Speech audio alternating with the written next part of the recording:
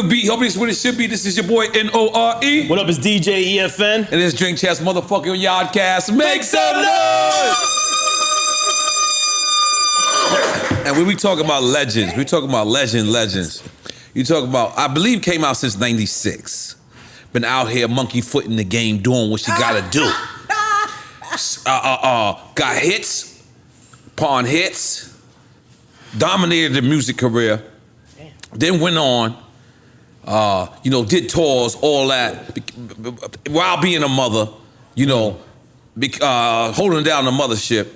Then also went and dominated reality TV as well. You understand what I'm saying? She came a little late, so we gonna get straight into it. I came on time. No, you're supposed to be here at 12 o'clock, girl. Don't worry about it. They told me, don't worry about it. But in case you don't know, what the hell are we talking about? We're talking about motherfucking Lil Mo.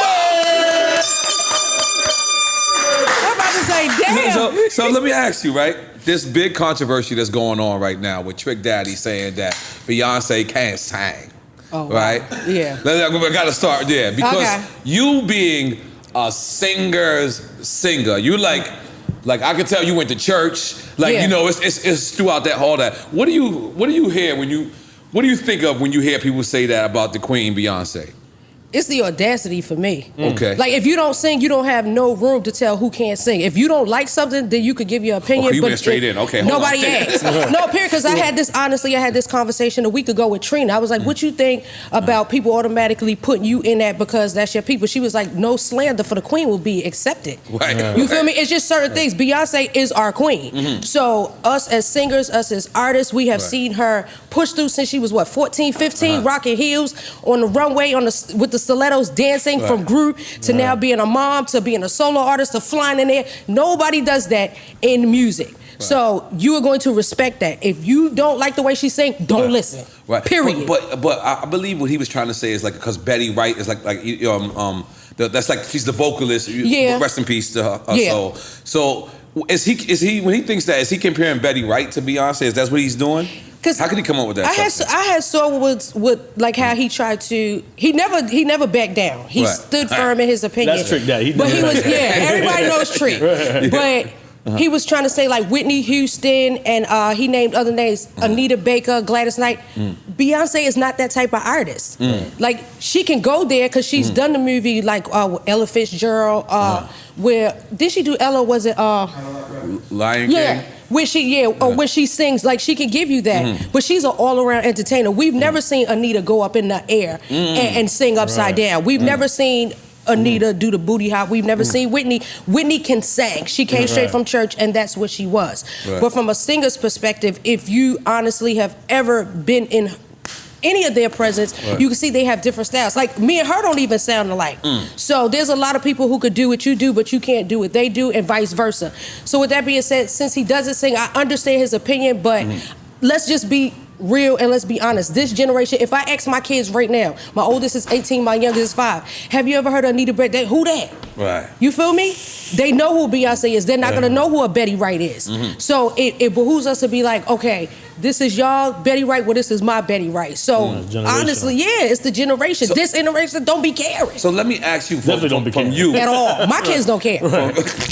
They don't even care about me. Your perspective, what does it take to be a real, true singer? From your perspective. There's gifts and there's talent. Okay. And then there's people who just get by. Right. Because like, let's just be real. There's a lot of people, in my opinion, I be like, they can't sing, but I won't say it anymore. I used to say it out loud. Because but I realized, not even just auto-tune. Auto-tune saved a lot of motherfuckers' lives? Auto-tune honestly saved the music industry. Wow. Because there's a lot of people who can't even rap on beat, who can't even rap on the note. Rapping? Well, on beat and on key, because people you ever see people, they'll rap their song, and then when they get live, you be like, why is you yelling? You feel me? You be like, oh, put your hands up, like, I can't hear you. It is what it is. But auto-tune honestly saved the music industry. The sound has changed since I came out. I started touring in 91. Wow. I was still in high school. So my uncle took me on tour, so that's where I got to learn sound and tone, pitch, control, all of that stuff. Because I be thinking I could sing, and he'll call me, and he'd be like, what's that diaphragm doing? Because don't get out there just hollering. That's technical. But yeah, so the technical part of singing, there's only a couple of people who get it. And it's not even your throat or your diaphragm, it's what you hear. And you have to think about what you're gonna do before that sound even comes out your mouth. And auto-tune was before T-Pain because it was being used in studios. Going to the 90s. People was using vocoders and stuff, which was a form of auto-tune because you plug it up to a keyboard and a microphone and it actually balances out, you know, the note that's supposed to be correct. Because if you turn it off, it don't be sounding like that. Did you see the actual documentary where T-Pain is saying that Usher killed the No, he told them. There's an actual documentary that goes with it that says I am pop. And the guy who invented auto-tune is on there. And he said it was because he was recording his boss's wife and his boss's wife knew she couldn't sing and said, I swear to God, it's on the it's on the she said, I can't sing, but I want to look like I can. Right. And he made auto-tune for her. Right. Like and people automatically think auto makes you sound good. It doesn't. Right. You have to have somebody that's a skilled engineer know how to balance it up because there's melodyne, there's vocal align, there's so many things that people just automatically, they're using auto-tune. And I'm like, I use auto-tune because there's sometimes I'll be like, okay, I have a strong vibrato. Okay. So I'll be like, I don't know what that word means. Vibrato? Vibrato is like the okay. Then when you hear people, but some people be like and I'm like, oh no. So auto-tune, it's like pitch correct. It's autocorrect. So how you type in something, it'll give you a suggestion. This is what you should use. But the blessing about what I have is that I don't need it, but I use it because I realize of the sound. But whatever they correct it to, I can still do it with my voice. That's a gift. It's a tool in the toolkit, basically. Yeah. If you're just a good like singer, it's only if you have a saxophone, if you on all it, what it's gonna do is gonna be squeaking. But even when you use the auto-tune, you never used it live.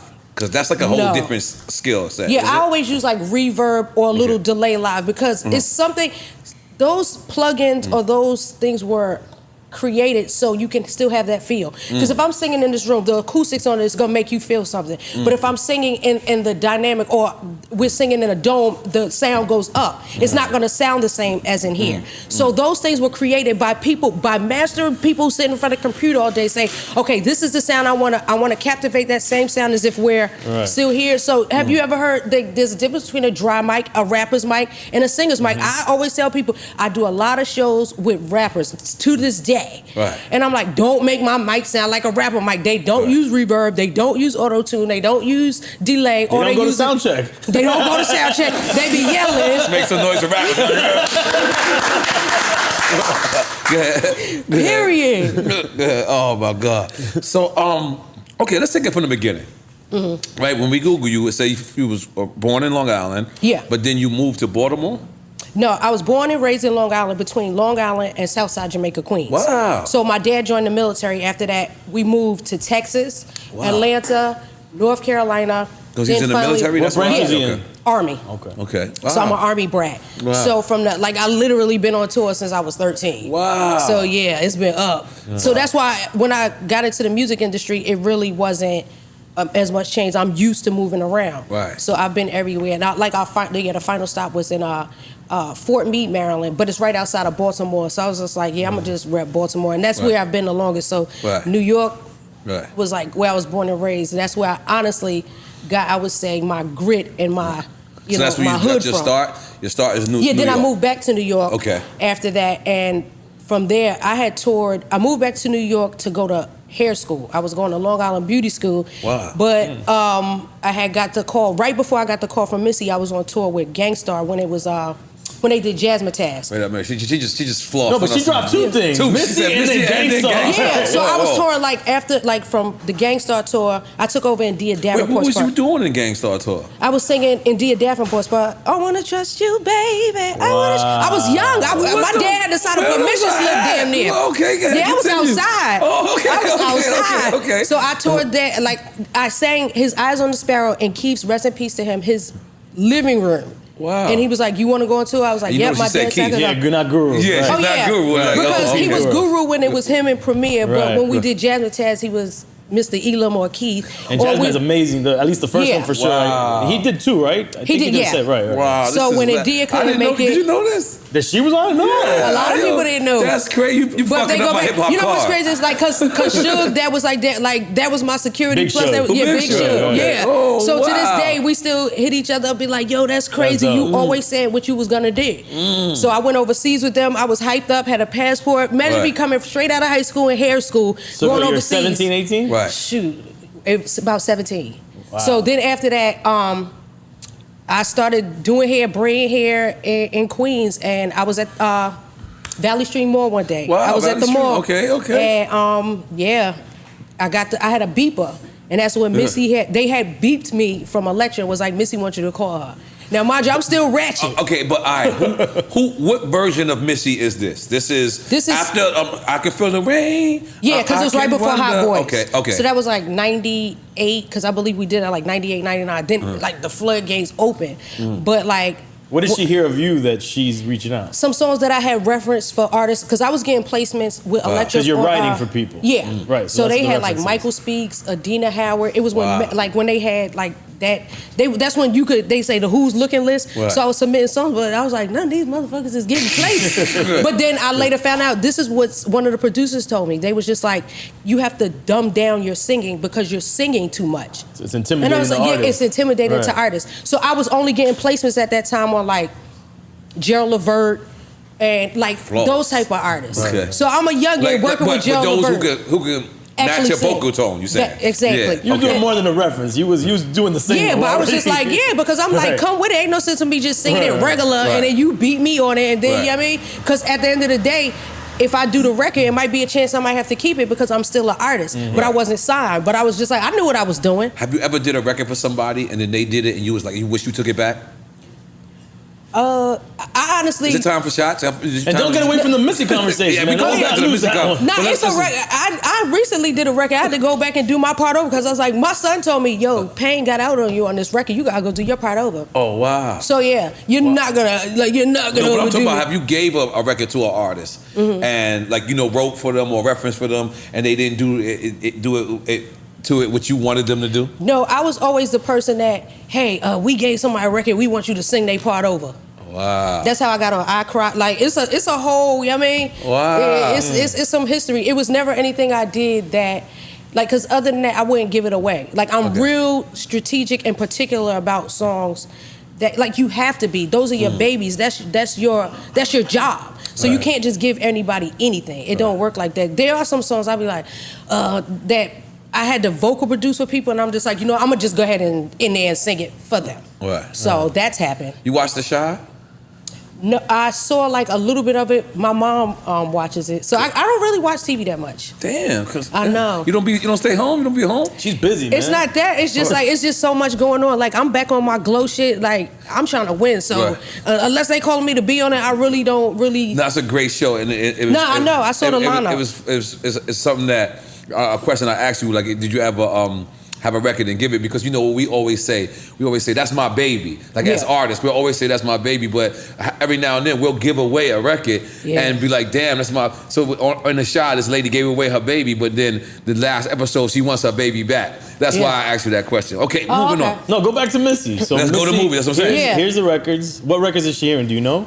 It was some references I did, and she told Marilyn Bob to tell me to call her. Right. And so when I was finished getting my nails, I remember looking at my beep and it was a 212 number, and I knew 212. You know what I mean? Green Acres Mall. I was just like, that's a check. That's the money. That's the money. Yeah, that's so the money. I was like, hello. Rick Brown was like, Marilyn wants to speak to you. Marilyn gets on the phone. He was like, Missy wants you to call. I'm like, get the fuck out of here. Nigga, I'm in Green Acres Mall getting my nails done. Why would Missy Elliott want me to call her? He was like, you have something that you could write the number down. We ain't have cell phones. We could just say, well, text it to me. So I had to find a pencil and I wrote it down at the payphone. And so I called her from a payphone, and she was like, hold on. I think she might have been in her Lambo or something. Right. And she was like, let me turn this music down. She was like, hey, yo, you like, do you want to go into like, what exactly do you want to do? I'm like, first of all, is this really Missy Elliott? Right. And then after that, she was like, can you come to the city today? I went to the city and the rest was history. Wow. Like literally. I I just always just know to be on go. And that was Missy at Elektra. She was at Elektra at this time. And that's where you eventually got signed to? Yes. Okay. Yep. So how does that happen? All right, you and Missy go in the studio, you record records, or what is this? Okay. First I go in there and I sing a Whitney Houston, I think I sang Saving All My Love for You. So you, wait a minute, you auditioning for Missy almost? No, what it is because sometimes you could hear somebody on the record and be like, let me see how they sound in real life. Right. See, that's how them singers be the other singers. Yeah. They be mean to Because Missy can really sing. Yeah. And so she was just like, yo, I'm about to go on tour. You trying to go? And I was like, yeah. And I quit beauty school literally right on the spot. I was like, fuck them. I ain't going back. I told them I was going to be famous anyway. Is it shot time? Yeah, my mind is. Because now we also, hold on, let's make sure we finish the Missy thing. Okay. But we've interviewed people for 5, 6, almost 6 years. And I always study people's drinks. So you're a Riesling person?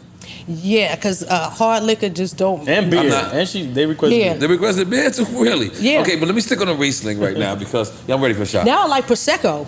No, I can't stand Prosecco. I can't stand Prosecco. Like, I'm getting grown. You can't just drink. How about you mess with Whiskey and Angel? Nah, cause I just like if I'm a drink something hard, I gotta go all the way hard. It ain't no in between. Like the other week, I drank a whole thing of Don Julio. I was hyped up. I hadn't been outside in a year, ain't no in between. and I don't even remember. Like I was home, and I didn't even remember going through the TSA. Period. Right. Like I was like, how did we get back We in got Baltimore? Riesling, but this is a time that we praise our artists, so we have to give you a shot. What shot would you like to have? I'm gonna have to put some Riesling in it. Or No, Riesling. Come on, you gotta get it. You gotta get a Superwoman shot. The summer watermelon. That's what I'm talking about.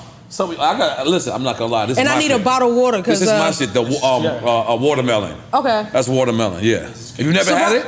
No, I never had that one. Okay, yeah. There you go. There you go. Look at that. We are set up. This is ladies first. Goddamn, we got the Superwoman in the goddamn building. Make some goddamn noise. Thank you. All right. Oh, this got the, like Floyd said, did they pay? Yeah. Salud. Come on, dale, cabrón. Salud. Ooh, this mama. Ooh, that's good. Yeah, it is. Right? Because I don't like when alcohol tastes like alcohol. Yeah, me neither. I don't like it because that makes me feel like I might have to go to. So what was your drink of choice? What was your drink of choice before recently? Casamigos, Don Julio. I'm not gonna lie, you keep naming the hardest core. That's what I'm saying. It's like you either gotta go all the way to the top, or ain't no. Let me just get a little right there. No, you gotta go hard. But that Casamigos will put you on your ass, amigos. Right. Okay. Period. With some amigos. Ass amigos. Period. For real. So you and Missy, y'all actually go on tour from there? Yeah. Okay. We went overseas, the whole United States tour, and we did Hot Boys in that interim, and then Hot Boys. Yeah. Record. Yeah, Joe, it was crazy. She was like, yo, this about to be out of here. And I believed her. She believed in me. And the rest is literally history. Right. Then after that, like... Now, when you was on Elektra, that's Sylvia Rome Elektra? Yes. Okay. Sylvia Rome, Merlin Bob. Okay. Mm-hmm. And how was that? Because listen, I've never got to work... I know Sylvia Rome, obviously. Mm-hmm. But I've never got to work with that sense of woman power. You know what I mean? Like, even when I got to work with Mona wasn't the Mona that she is now. Gotcha. I worked with her at Violator. Me too. But yeah, that's right, I know. Yeah. But so how was that? Because I don't think I've ever worked with a black woman CEO. And especially with now that's going on right now, like how we all proud to be. Like how was it working with that Black Girl Magic? Okay, so me coming from not knowing the industry to being like literally placed in the upper executive hand, like Sylvia wants to meet with you, and then I go in her office and I'm thinking I gotta sit like this. She be like, yo, your shit is fire, and I'm dapping her. I'm like, yo, okay, I get it. I was thinking that the executives have to act all like stuck up and like Sylvia Rome. Yeah, it was. It really was because my thoughts of the industry, and when I actually got into it, I was just like, wow. Did it make you feel more secure or more? It did. Because you had a woman CEO. Because she's a real black woman. Like she don't play like, I realized now what I should have realized then, like she really had my back. Because I was running around doing songs to everybody. She was like, yo, like, what are you doing? Okay, These motherfuckers ain't your friends. You know I gotta ask you, like, you really had your back. So at one point you thought she didn't? I thought she didn't. Okay, how? Because people would get in my ear and say stuff like the production should be doing this. She should be spending money. Why they only putting out this song? When are they gonna believe in you? If they spent this on this, oh, because you not light skinned. It was all of that, and I'm just like, yo, when you start hearing that and you don't automatically. But I'm like, dang, I keep on getting unlimited car services, and she put $600,000 in my account. So I'm balling right now. I was literally 21 years old, and she sent the bag. Wow. For real, Make some noise for Sylvia Rome. Yeah. One thing about Sylvia, she has no like. She's the one. Like everybody else, if you get signed through somebody else, you have to wait for the clearances. Sylvia say, send it over. Burt Badell's like, they sent it over. Burt Badell's the accountant. Between Sylvia and Slim, they're the only ones that I know can literally make a phone call and the bag is released. Cash Money Slim? Yeah. I was about to say, so you got a good, because a lot of people be having bad stories with Cash Money. So you have good Cash Money stories? Yeah, paid on time. Yes, and always. got paid. And shot like mad videos and got paid. It's like I can understand where things go, but you have to know you have to know how to handle your business. You know what I'm saying? Like I was signed to them, but it was Merlin Bob did a joint venture with them. It was called Roundtable at that time. Wow, I don't remember this, but go ahead. Yeah, it was because they were doing like they had the Cash Money classes with Tina Marie, rest in peace to her, and then they had Roundtable. They had other deals that was going on. So the blessing, and I think the reason why I don't really have any war stories is because they respected me as an artist, number one. Right. Number two is it was literally right around when Katrina happened, so the label shut down anyway. So it was almost like I didn't even have to do anything but shoot videos, and then they just let that company dissolve. So I was like, I didn't have to go Fight through any foolishness, but I got to work and do shows and stuff with Wayne. So I got the benefits. Worked with Manny Fresh, got to work with Baby. So the checks it was running up. So I'm not mad at it. And to this day, like still the respect is there. Right, that's dope. That's dope. Now when I Googled you, this is something that probably got a little crazy for me, right? And not crazy, but it was like. When as soon as I got deeper, they put all of your husbands, right? They put your husbands out there. What husbands? Yeah, the way you said that. Make some noise for no husbands. What husbands? But they actually put like their dates and the time. And I be wondering where did they get this information? That's what I'm Who asking. is the Wikipedia, Google, God, Wizard of Oz that knows all this? Because there be some shit and I be like, what the fuck? I ain't even remember that. But it's somebody remembers. Big Brother, or maybe it's the goddamn government, the feds. You know, the feds is watching. What the fuck? But yeah, I saw that too. Right. That's crazy.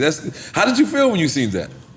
I was just like, it don't exist to me anymore. Anything pre-pandemic don't exist to me anymore. I handle my business. I realized that was a time, I can admit, and I take full accountability of, I didn't know how to separate the artist from the human. So the person from the persona. So meaning yourself. Yes. So there's Lil Mo and there's Cynthia. There's not no bipolar. Yeah, there was a time where I think that they meshed together, and that I should have never allowed that to happen. I had just watched Mary J. Blige on my friend's show, The Breakfast Club. And Mary J. Blige said for years she didn't know her worth. She didn't feel worth it. So has it ever been a time where you felt like that? Like hell yeah. Really? So you could be on a cloud, you could be getting all this money, all these shows coming, and everything is running up, but then you sit back and you just like, niggas really be just trying to give me anything. And something like that recently happened. I think those are tests, because then it's just like, it comes to say, let me see if we can still get you. And I'd be like, nah. I used to say no. I literally used to pop up to everything and, yo, so-and-so having a party, I'm outside. Yo, so-and-so want you singing this, all right, I'm gonna send the vocals. But then I realized, wait, I sent the vocals back that same day. Why is taking them so long? Yeah, we going a different direction. I'd be like, man, fuck you in your direction. I'm the direction. You feel me? So, but then I realized I was literally taking things personal. And my team literally broke down to me now. It was just like, yo, this is business. Stop taking it so personal. So once I separated those two, that's when I knew it's up from here on out. Okay, all right. Well, we're gonna jump into quick time with slime. We're gonna do it immediately. What's that? All right. I'm just clapping. This shit could be a setup. By the way, this is good. All right. So this is quick time with slime. It's called. Obviously, it's called Quick Time with Slime. But all it is we're going to give you a multiple choice. It's just two. Ready. It's just two. Shit. You just pick one or the other. Now, if you're going to pick both. Lee, get a shot ready already. You want to pick both. It's cool. It's cool. You got to take a shot. And we just figured out recently, if you say neither, too, we got to take a shot. All right? Wait. But the good thing is we're taking a shot. I win. Yeah. You pick nobody one, takes a shot. Yeah, no Okay. one takes a shot if you pick one. But if you pick both because you sincerely mean both, then you gotta take a shot. But the good thing about it is we're gonna take a shot. We'll take with the you. shot. We're not gonna leave you out there. Okay, I'm about to say, so I'm gonna be the one. I'm gonna be the table. Get mine ready. I feel like number 2 is gonna be the one. Oh my God. All right, y'all ready? I'm telling y'all, it's a new me. Y'all gonna think Wait, y'all ain't got no drink chair fan? Oh shit, we gotta invest in that. We ain't know. Mr. You can blow in your face if you want. You know what? Is the COVID ban lifted? Yeah, I don't know. In Miami, it's never been. It's called Dominican Bay Breeze out here. All right, so you ready? You ready, sis? Yeah. All right. Nas or Jay? Like far as Just gotta pick whatever you want. looks. No. Whatever you want. Just Whatever in you your want. mind makes you decide. And remember, if you want to be politically correct, you can take a shot now. It's okay. Okay. Okay. See, because you gotta give me a breakdown. Like, if it's the looks, then everybody know Nas is a snake. What's more important to you in your mind? As far as business, Jay. Okay. All right. Cool. No shot. Okay. Like, Jay All right. is a freaking genius. All right. Ja or 50?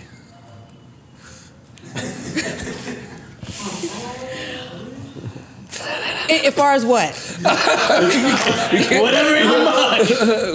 50. Okay. Oh shit! I wasn't ready for that one. All right. Fab or Jadakiss? Fab. Okay. What is that called? I know Mellow. What is it? Melodyne? Melodyne, yeah. Or what? That shit sound like auto-tune. It's the same thing. It just depends on the engineer. On Melodyne. All right. Missy or Trina? Take a shot? Nah, I would say Missy because Okay. Trina would say Missy too. Okay. Because Missy helped a lot of us. She literally Sojourner Truthed us in this motherfucker. Okay, that's fire. Yeah. Beyonce or Alicia Keys? Beyonce. Okay. 90s hip hop times 2000s hip hop. Wait, what's the 2000 hip hop? Because honestly, the cutoff was about 2003 when it started getting shaky. It's true. Okay. Because if we talk about MC Light, I'm a rock and Light is a rock. So maybe say 85, 95, 95 to 2005. Then I say, because I didn't listen to the 80s, that hip-hop, Hibbit and a Hibbit, that really wasn't my twist. So I would say, like, when MC Light, D-Nice, and, like, when... Yeah, late 80s. Yeah, 90s then. 90s on over to now. All right, cool. You got these two. You got to take a shot for. New York or Baltimore? Baltimore. Oh! I love New York, but Baltimore just different. Okay, you got to take a shot for this one. You got it. Michael Jackson or Prince? Like, see, y'all have to be more specific. Like, I'll just take a shot. Because you said Come on, Salo. But I would say Michael. You would? Oh, damn. Okay. Yeah, because Michael used to, like, he wore the glitter stuff. He always did stuff to stand out. Like, Prince got some... Prince wore his ass out to stand out. He did. Let's just be clear. But they both got to the point where they was telling us what was going down, and then soon after they was telling us what the real was, They were more conscious than the brothers with the beads. When you think about it, the ones that be yelling outside? The ones that they be super woke. Yeah. They need to go to sleep. Hello. Yeah. I know the vibes. They was smarter than both. Michael was telling us earlier. And he was buying up everybody's catalogs. And they was like, oh, you can't do this. He was like, oh yeah, I'm gonna buy your whole life. He bought the Beatles freaking catalog and the Elephant Man's bones. How did he even know they was for damn sale? Wait, how do you even buy that? How do you buy that? And it was in no Google like, oh, the Elephant Man's bones. bones. This is for sale. The Elephant Man balls or bones? What is that? Bones? I don't know. I think like the old school carnival bones. He had bones. He died. The Elephant Man. He bought his damn There was an skeleton. Elephant Man in real life, and Michael bought his bones. like carnival dude. Yeah. Really? Like the famous. Yeah. They said he bought it. It was at the house. What was it worth? I'm sure he had more than that. I don't know. I wonder, he had all kinds of crazy he shit. He probably got shit. My old wig or something like that. I don't know. Like, but how did he, like, who was the one that came to him was like, Michael, so we know you did Thriller and we just going over the royalties for that, but they have the Elephant Man bones for sale. You think about like who introduces that conversation? Right. Okay. Period. Okay. Usher or Chris Brown? Chris. Only because when Usher threw that money and Usher said that about the auto-tune and then used it. Wow. Like, so after it gotta be so after he told T-Pain that mine is right here. After he told T-Pain that he ruined music, Usher used the auto-tune for real. This is facts. One thing about Twitter and social media, they'll pull the receipts. Wow. And so they was like, wait a minute, Usher, this you? That's when they do that, this you? And oh my God, when he did Let Me Love You Down, that song, auto-tune all through it. But you never know what the engineer's using on your vocals anyway. The only people that's honestly flawless, is rare, but when you mix... That one you know, though. Yeah. That record. That was definitely... He wasn't going to let it go. He knew what it was. Yeah. Right. Okay. Radio or podcast? Podcast. Wow. Yeah, because radio is so political and they be capping. I think radio used to hire me just so they could fire me to say that they fired me because I really ain't used to be doing nothing. Wait. We're going to get into that. Okay. Pharrell or Kanye? Oh my God! Now give me a shot, yeah. Because Kanye's a master, but Pharrell's a genius. Right. They both genius. So I like that. It's almost you ain't got to explain yourself. Don't worry about it. Yeah. Just take a shot. Oh my God! Let me drink some water first. Damn, Mr. Lee. I went too far. No, that was me. Mr. N.O.R.E. No, I ain't gonna front. It's spilled. This shot look a little enhanced. Yeah. Hold on, let me get it I'm gonna do a half. This thing is Casamigos. That summer watermelon, they gonna have to send me a pack. That don't go for real. You're gonna hear it right now. Okay. Okay. Hold on. All right. DMX or Tupac?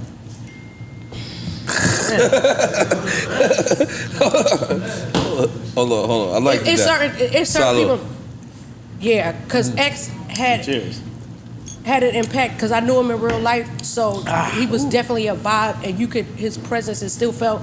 And even though I worked with Pac but never met him in real life, posthumous, I got to work with him. That was my it was next just question. like I literally started getting tattoos because I loved Tupac. Wow. So but you met X, obviously, so you had a relationship. Yeah, worked with him. We did shows But together. you said you worked with Pac, just never met him. Yeah, I never worked with him or met him. I did. Through Quincy's he did son? Yeah. Right. He has like, if you ever get the chance to go to his house and like, he has videos and footage before all of that was like really the wave. Right. And I used to watch videos, like he would have like videos of Nate, everybody out there golfing, like shit. Like he was like filming people before it was cool. Wow. And he has documentary worthy footage of stuff, and you just sit there and watch. You like, dang, like what made you think of this? Yeah. He's a freaking genius. Wow, let's pick him up. Yeah. Respect or loyalty? Respect. Okay, I respect that. Cardi B or Nicki Minaj? Nicki. Is that personal to that? No, nothing personal. Nothing at all. You gotta ask. But like, if you did, like, that's almost like saying, because Nicki blazed the trail. She's a legend. She's been out, like when you give in like how many, like she's been in the game. Right. Yeah. And she's been through things and we got to see it, and she set a tone, she set a standard. She's a spitter. She go. Yeah. She on go. So I get it. It's honestly totally different artists. You've met both artists, Nicki and Cardi? Yeah. Okay. Yes. Who's nicer to you? Everybody's real cool with me anyway. Nobody ever really, like, I met Cardi when she was still doing Love and Hip Hop. So I was doing radio then. Right. And she was like... And where was you doing radio at the time? Baltimore. I mean, not Baltimore. Because we was Baltimore. It was between, we did Baltimore and I did DC. Wow. So at that time, I think I was at KYS. Okay. Yeah. All right. Major or independent? Indie.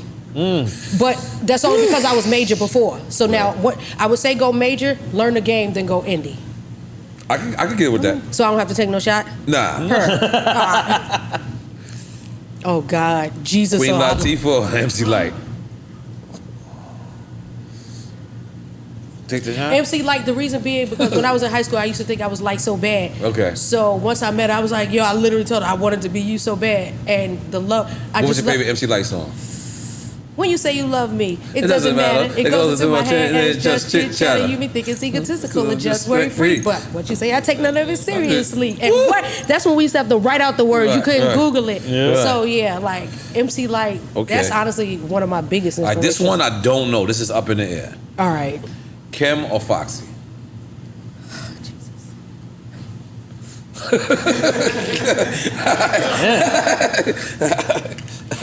Honestly, hold your shot. Okay. Oh. I'm gonna take it anyway. Fuck it. Yeah, because I'm a person. I go by my own opinion. That's it.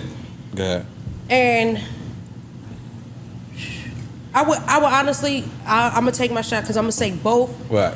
Because had it not been for them, right, there would not be a lot of females that are doing what they like. When Kim did the crouching pose, and people, oh my God.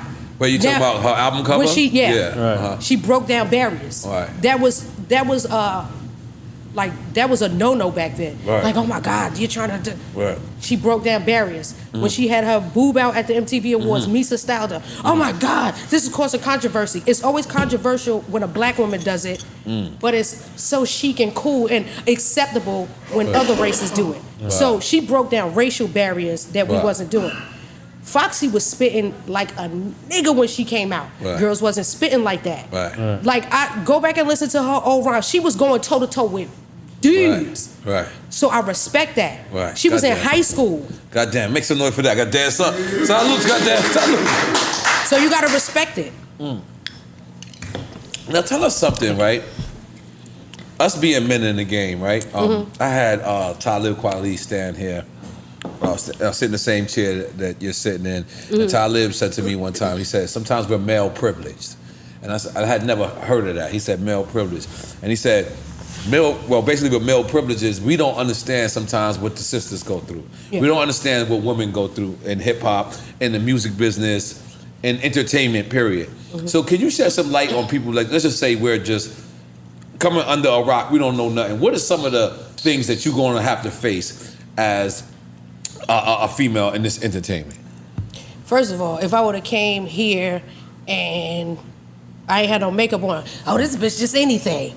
If I would have came here and my nails wasn't done, or at least dressed like, oh, this bitch just wore anything. Really? Like, so it's a standard, and honestly, I just think that the And I literally wore anything today. Literally. I literally wore anything. That's what our stylist does for us. Anything. That's good. Yeah, I literally did that, so I'm sorry. Holy shit, fuck y'all. But really. We're women, as a black woman. So you mean to tell me you judged all day? Like, you can't go to the pharmacy, you can't go to Dwayne Weed without... Thank God for the mask mandate.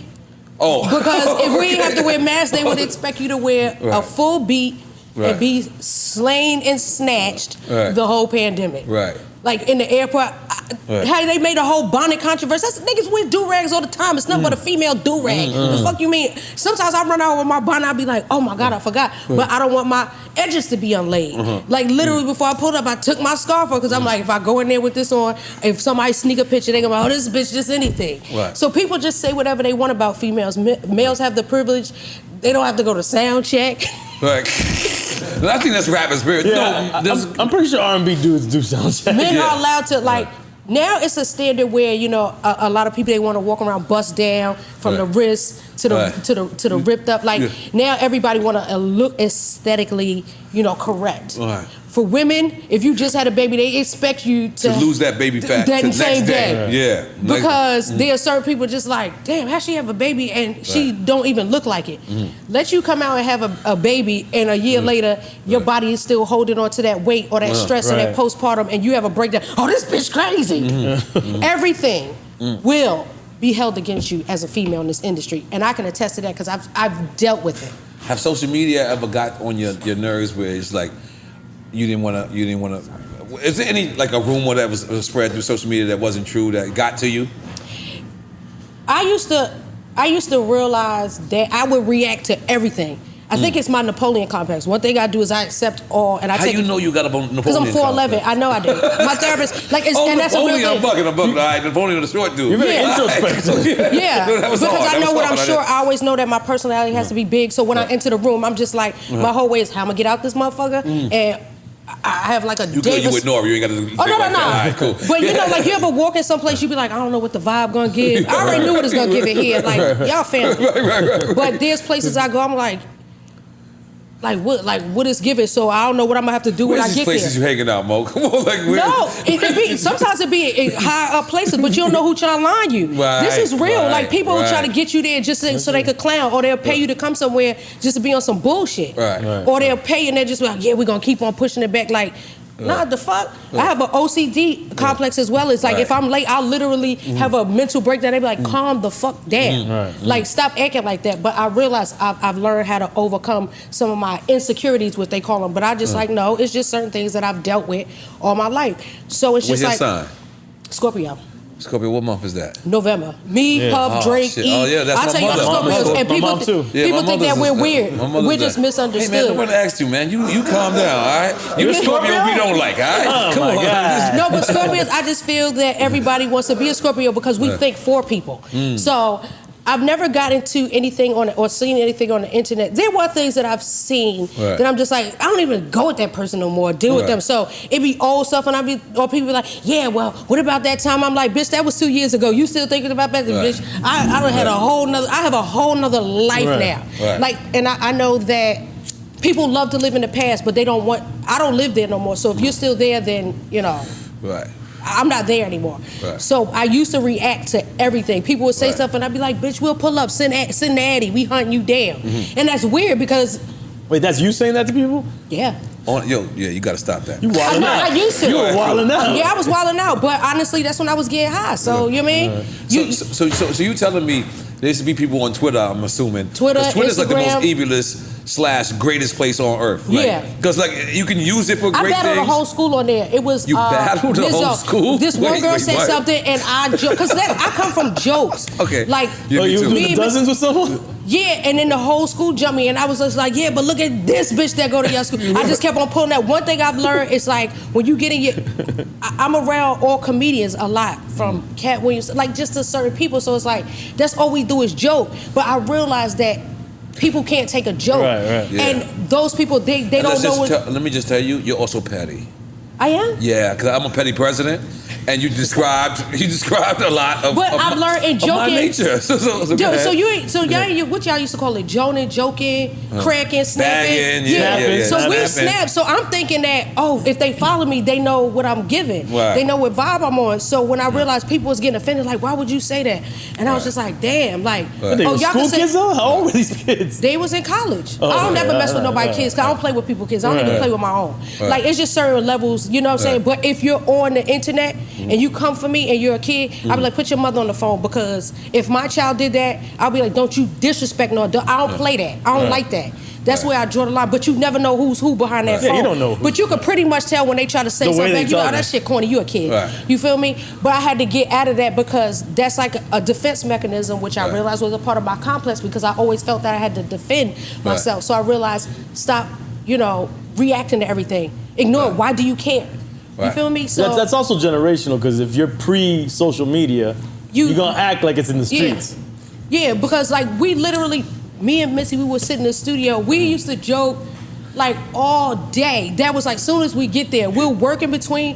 But it was just like, oh no, this nigga ain't got on no goddamn suit. And it would just like, just keep going and going. We would joke for hours, but be getting hit records done.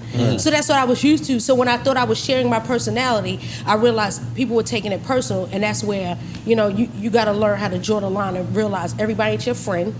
And everything ain't funny. Wow. So I learned. Make some noise for that, goddamn. Now let me ask you. You guys are far too kind. Was Hot Boy dropped before Put It On Me? Yes, it was like literally right. It was like a domino effect. Okay. Once we did Hot Boys, then Put It On Me, then everything came out. Okay, so how do you get this call for Put It On Me? Is it Seven who call you? Is it Ja Rule who call you? No, it was Irv. It was Irv? Okay, so describe the score and where was I in Baltimore? Baltimore, North Carolina. I was somewhere, and I got the call, was just like, listen, his album was already done. So I had already did I Cry.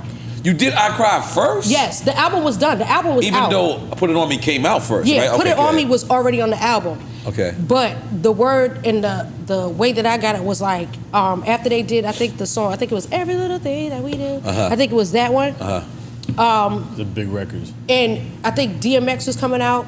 It was like, Def Jam used to be a machine, but if you ain't sell a certain amount, they will drop or shelf your ass. Because here's how I kind of thought of it. And you tell me every little thing that you do was out before Put It On Me? Yeah. Okay, I didn't remember that. Yeah. All right, continue then. All right. So that was the single that was running around him and Christina Milian, but I guess That's what it was. Okay, it was like dying down, and so Irv was just like, yo, I need you for this record. The record is done, but I need you to come up. We was at Right Track Studio. Duro was the engineer. I said, everybody get out. Duro's the engineer, Young Guru. You know what it is, Young Guru, little Duro. Yeah. It's up. I went in there and I literally didn't write anything down. I was like, take me from the top, and I'm gonna work my way down. So I started off with the intro, and I sang in between, and like I literally did it like homework. I started from the top. So you mean to tell me when you walk in the studio, they don't have this already laid out for you? No, they didn't tell me what to say or what to sing. I was like that wasn't referenced for you. Yeah, a lot of people, but that's how I work. It's just like, play me something or play me a beat. I'm going to do what I do, and I'm going to leave. I'm going to kick everybody out the room, because when I'm in my space and in my zone, and I know that it has to be a hit record, like Missy told me that too. Right. Don't let nobody in it, because if you were working as a school teacher or if you worked at scientist, nobody can stand over you. Whatever works for you. But some people be having a million people in there, and my anxiety, I'd be like, can y'all please get out, because if I mess up. You know why I like that, having a million people there? I started writing rhymes in jail.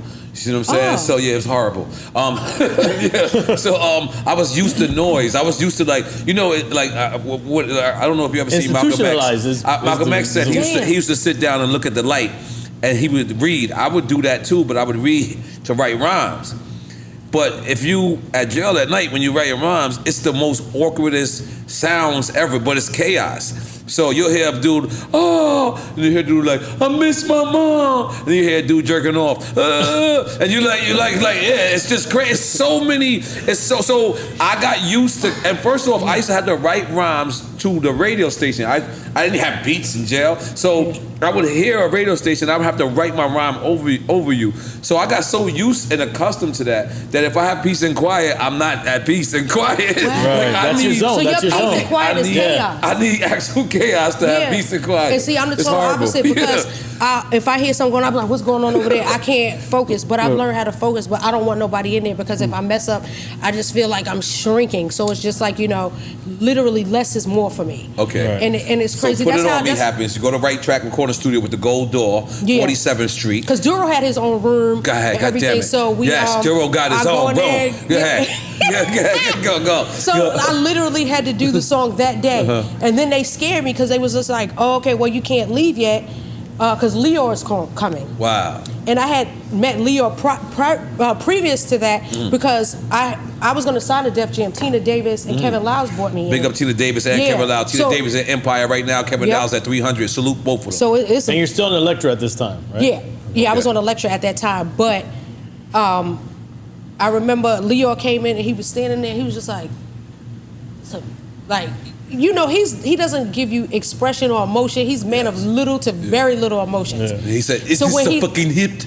Yeah, he was like, "This is a fucking smash," and asked me, "Are you?" And I was just like, "Oh man." Right. That was it. And literally, once we recorded the record, Irv was ahead of the game.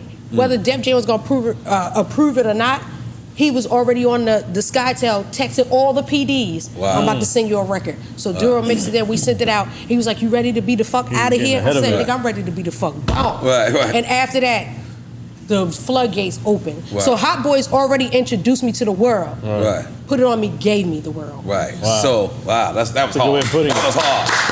Yeah. So at one point, you and Ja Rule had some discrepancies, right? Yeah. Is that before I Cry came? No, you say I Cry was recorded prior to that. But I think I seen you on 106 in Park one day, right? And I think it was a G-Unit type of thing. And I think you kind of, am I correct? You right. Already sounds crazy. Yeah. And I think what you accused them of was, you said that they didn't pay you for the record, so they didn't pay you for the video or something like that. I don't remember what it was. Didn't get paid for anything. Wait a minute, what? Not even publishing though? I later got 2.5%. Later? Yeah. You had to fight for it? Yeah. Okay. But that's why God makes no mistakes. Yeah, so I did the record and the album was already done. Put It On Me, I Cry. Okay. I Cry is cool. Okay. That I got my right percent. Okay. But Put It On Me winds up taking off. It had did so many weeks on 106 in Park at #1. Right. People were accusing, because they said Def Jam be paying for #1s, but they were like, no, we can't fake a #1 here, because you have to actually call in and they have to tally. Like with the radio station, when you get requests, you have to literally keep a log of it, or else you could get in trouble. Right. So we were #1 so much that they had brought us on to retire the record. And I wasn't trying to be. Was it the first time they retired, or does other people retire? I think we were the first. Okay. Soulja Boy voice. We was the first to retire a record on 106. That was hard. So we retired. We literally had to retire because other labels and people were complaining like, how come we can never get a number one? It's just like, nobody wants your record to be, y'all are not getting that many calls. So I'm thinking. Go ahead, Paul. I was thinking like, ooh, this record been out, that check gonna be crazy. I'm gonna have as Martin would say, a woo woo woo woo. Woo woo woo. And when it wasn't a woo woo woo woo, I had began to inquire and I'm just like, well, what's up? I didn't charge a fee for it. Right. I drove up there on my own dime, this and that. But what I see now is if you don't handle your admin, that's why I'm really strict. Right. And the label, the independent label that I'm with now, the Faculty Music Group, we're real strict. Like, we'll have the song, literally I have the song in my phone. Right. But until we get the clearances and the splits are agreed and all the paperwork is right, this record won't hear the light of day. Because you have to be, you never know which song will be out of here. Right. Or, you know what I'm saying? And I didn't handle my paperwork. But after that, I learned to, like, oh, yeah, I'll sing on your record. And I won't even charge you a fee. But I'll charge a higher percentage and higher points. Right. So just get me on the back end. That's what that means. It's just like, instead of 3-point standard, just give me 4 or maybe 5. Which is longer paper in the long run. Period. It's forever. Yeah, because a lot of times people will try to give you advance or artist stipend or, you know, a fee, and then they don't want to give you no percent. They want to buy you out of the record. Yeah, be like, nah, I can't be bought. So what exactly happened at that 106 Park thing? What was being said? If my memory serves me correctly, I remember we were introducing a video, and at the end of whatever it was, I just said G-Unit. And I didn't know they was gonna keep it. I thought the mics was off, and they kept it. And I realized, oh shit, here we go. But let me just give the backstory. I didn't honestly know the premise of what was going on between them, but you did know they was at odds. You didn't know how serious it was. I didn't know how serious it was because before I did Put It On Me, before I did I Cry, I did Somebody's Gonna Die Tonight for the Romeo Must Die soundtrack with Dave Bing. Bing? Dave Bing, B-I-N-G. And he was with Murder Inc. So that's how I got to be on Romeo Must Die. So anytime that movie plays, like I'm just like, woo. The admin was great on that, so I thought everything would be right. But it was something that happened at the video set, and I remember, see, I know 50 before he did How to Rob. And like around that time, my homeboy Barry, we was writing songs in my homeboy's he had a joint south in Jamaica Estates. So we wrote a song called Fugazi. Yeah. Okay. Right by the way, it used to be a White Castle right there. So we was writing a song called Fugazi, and this was before he was shot. And so he'd be like, this is my homie 50. Yo, he about to blow. He got, matter of fact, he just had did How to Rob. And I'm just like, yo, you dope. We did songs on the spot. And after that, the situation happened, and you know, I wasn't never involved. One thing I realized is don't get in grown men's beef. Be a lady. I knew that enough. So when stuff was happening, I'm thinking, oh, this is just industry stuff. Ain't nothing gonna happen, but it was real. So I had inserted myself in something that I had really no business. And I said something, I think on Hot 97 one time, that I used to fill in for Star and Buck Wild. And I filled in and I said something, I did 3 things you should never do against I think it was like, whatever it was I said, and the last thing was never ever put out a diss record against, I think it was somebody had tried to diss Eminem and 50, whatever it was, and I got a call from Mona Scott and Chris Lighty and Sylvia Rome was just like, be a lady. Don't join in the men's beef. That don't have nothing to do with you. And that from there, I was just like, all right, bet. Because I thought it was, you know, industry beef that we, labels are be in cahoots and be like, all right, it's gonna end this. But now we're getting into a part where it's just like, this is stuff that don't have nothing to do with the industry, and it don't have nothing to do with you. Mind your damn business. Goddamn, six some noise for that. Goddamn, make noise for that. Goddamn. Come on. Yeah. So I still got some of mine left. How did you and Ja fix that? Because here you go, you got this great relationship. Put It On Me. It was super personal. I cried. And then this 106 in Park thing happened. But what was crazy, like, I think what it was before the 106 in Park thing happened, I remember I was touring with them. Because, you know, as an artist, sometimes, let me, pardon me for cutting you off. As an artist, sometimes we don't know what the label do and don't do. Like, you know what I'm saying? So, like, when I saw that, I immediately knew. I was like, I don't think she understands that how busy he is and he's not even paying attention. Yeah. So, was there ever a conversation like you calling Ja Rule prior to that and saying, you know what, they didn't pay me on this? You know, I don't. Now, once I realized he didn't even know. Right. Okay. You know what I'm saying? Ja would be the last one probably. He would be, and I realized, but He even put out a diss record on me, and then I did a Who Shot You. I was like, I did a Who Shot You. Like, then we started going at I was saying some crazy stuff because I used to really want to be a rapper, but I just could sing. So it was just like, oh, y'all think y'all gonna talk crazy about me? Wow. You must not know my She's wearing an orange jumper. Right. No, this is a piece from my friend's boutique. So because didn't y'all do the video in Baltimore I Cry? Yeah, we did that in Cherry Hill. That's like real. The hood. Like it was a shootout as soon as we left. Oh God. Like a 14-year-old was walking, we got y'all. Like, wait, he has a gun? Right. Oh my God, whose kid is this? Right. You know what I'm saying? But that's when I was just like, Baltimore really had my back. But before that, it was just like, I'm just running around hyped up, doing shows, and I was like, wait. I mean, I know y'all paying for flight and hotel, but and per diem, but bitch, I'm gonna tell y'all this. Nobody ever knew this. They would say that they was just on promo. So promo is just like, okay, I'm out promoting my single. We're not getting paid. We're just getting travel stipend. Right. By accident, booking agent sent me his deposit. By accident. Wait, okay, who we talking about again? All right, talking about Ja. Okay. So you're on a promo run with them. But obviously when they're saying you're on promo, it's not Ja saying you're on promo. Not him. It's the label, it's someone else. It's the label saying we're on promo. Continue. That's what they were telling my management. Okay. So one day I get a FedEx and I open it up and the joint was for like, it was advanced for like 4 shows. So it was like $50,000. So that means he was getting $25,000 a show. And this is a check or this is cash? It was a check. Oh, okay. Wow. So I'm getting phone calls and they like, hey, I think we buy. No, I called them and I'm just like, I got a check here, but it's not to me. Was y'all supposed to send me something else? Because this says $50,000. Advance for 4 shows. That means $25,000 a show, 4 shows, $100,000. Where's my cut? I called the Meanwhile, agency. You're doing shows for free. 99, but your bus is taken care of. Flights were taken care of. Flights and hotel. Yeah. And per diem, you said. Okay. Yeah, but I was singing 2 songs and I was performing my heart out.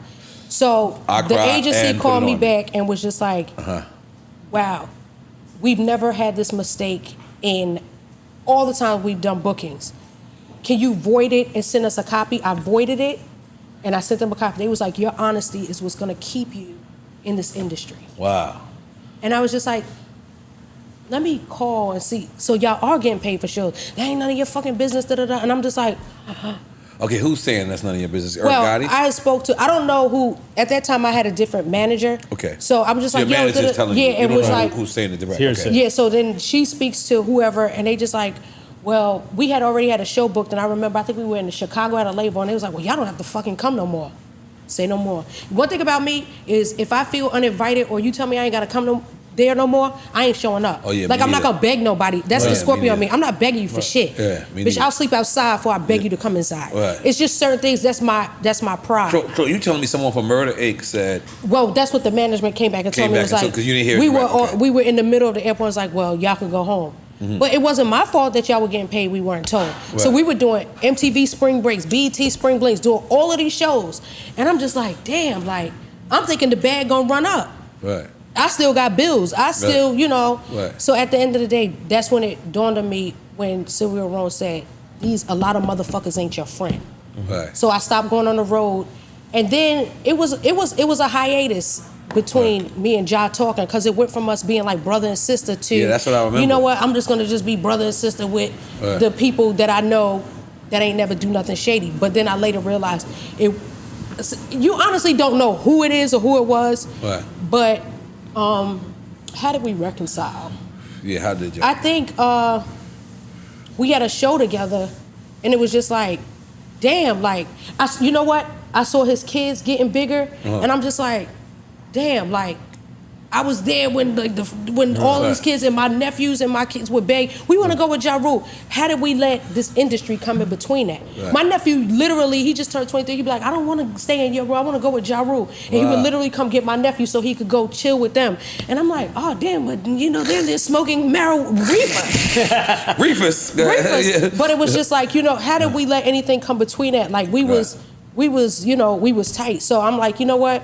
Whatever I said, I apologize because I really didn't know what was going on. Right. And maybe you don't know either. I'm almost sure. I don't know. I've never asked him, but I'm almost sure me knowing him, he didn't know as an artist. Like as an artist, we he was blind running to around a lot, and he was high as hell too. Yeah. Sometimes the label was doing some crazy shit. They like was, overall, and then I realized, that was heavy ecstasy days. Heavy ecstasy days. I was one of the ecstasy heads. Really? I was running around, so it was just like, oh, okay, we thinking people that are in position are gonna handle our paperwork and do stuff, but just looking back, I was just like, for me and my soul, for me to put it at rest, because I don't understand how somebody could beef all their life. Like, if you want to take that to your grave, and we don't know what's going to happen in the afterlife, if you have to literally stand before Allah or God or whoever you serve, and they say the only thing that's keeping you from having everlasting life or perfect peace is because you're holding an art against somebody that really, if your life, limb, or property ain't in danger anymore, why are you mad at this person? It's just like, you know what?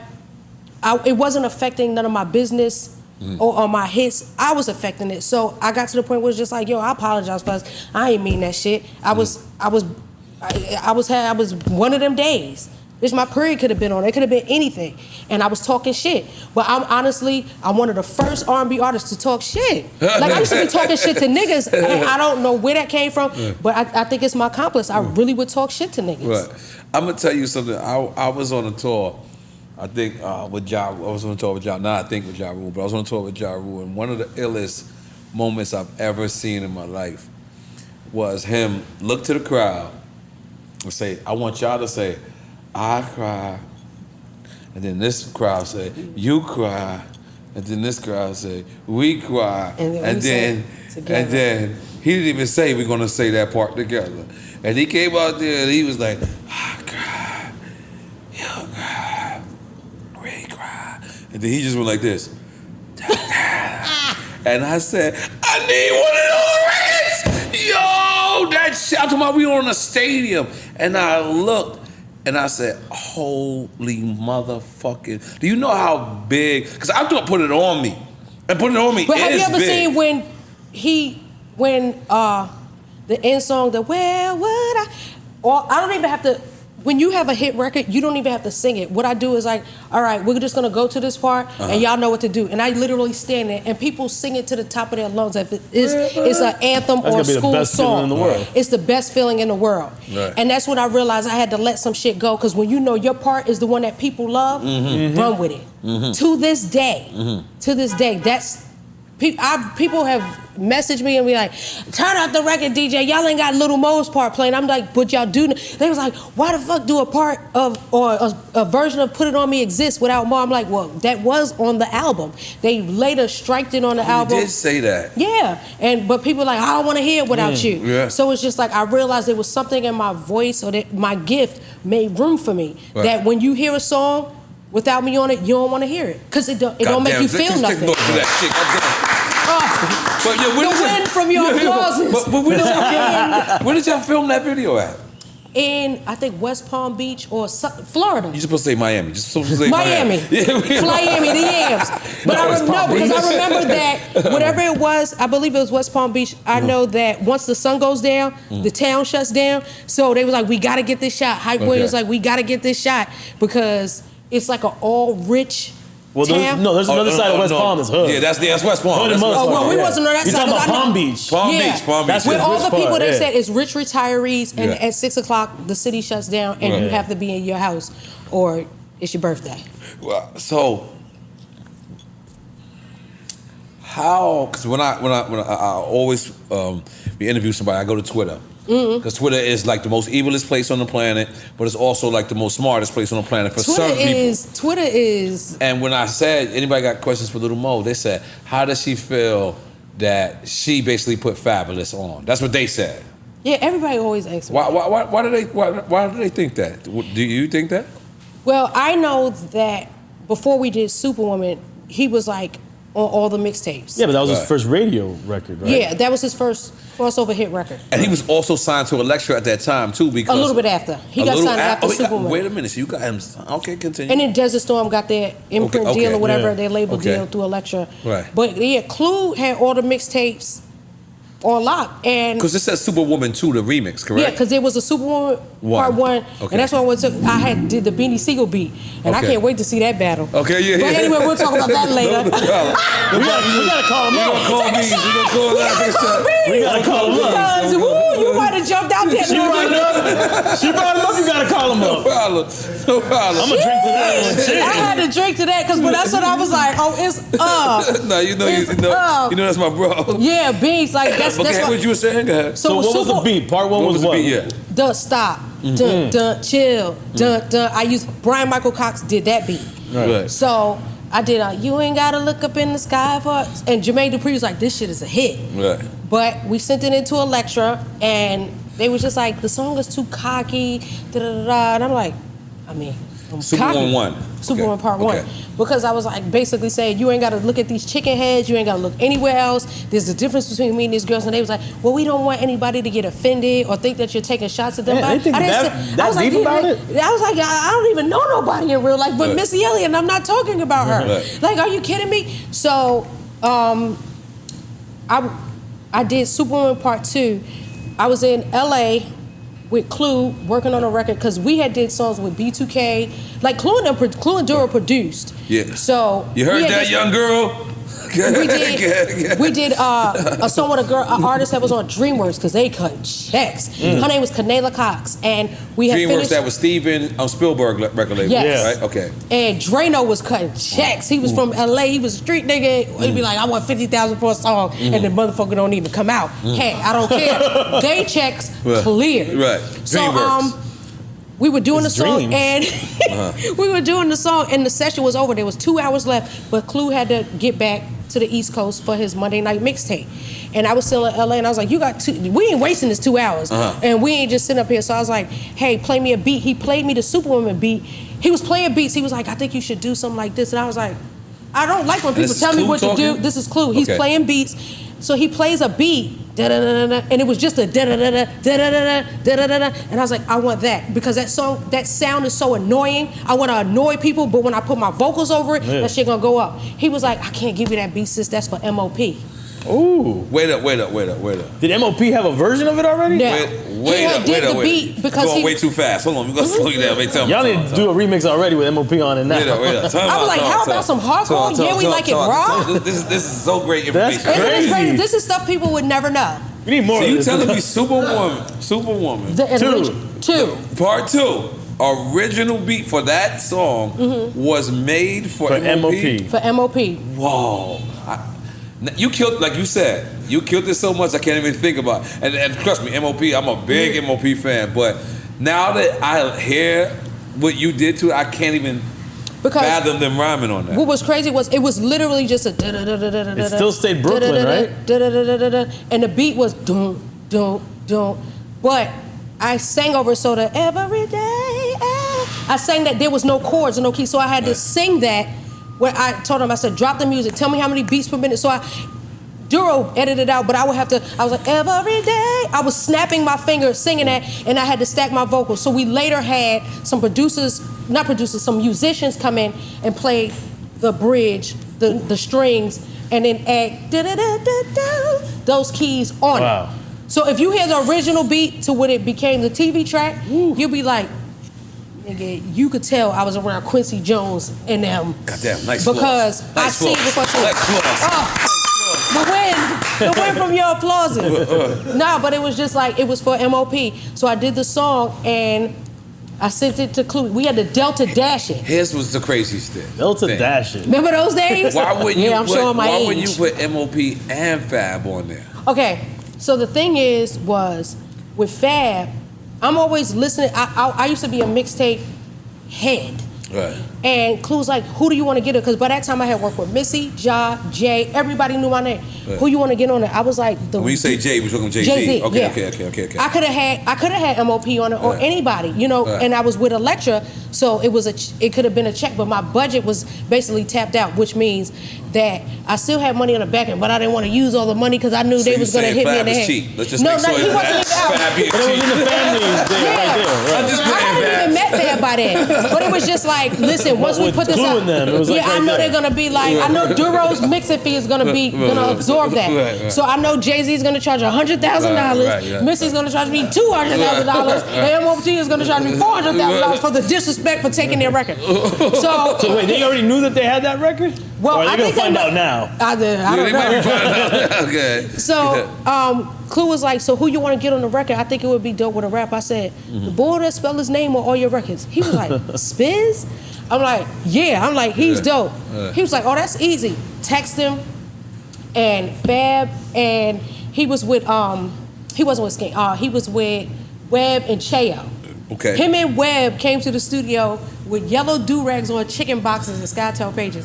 So I'm thinking like he's gonna come in there being this big I'm old sorry, I don't know what chicken boxes is. chicken, like it comes in a box with chicken and french fries. You talking about real? I thought it was a slang.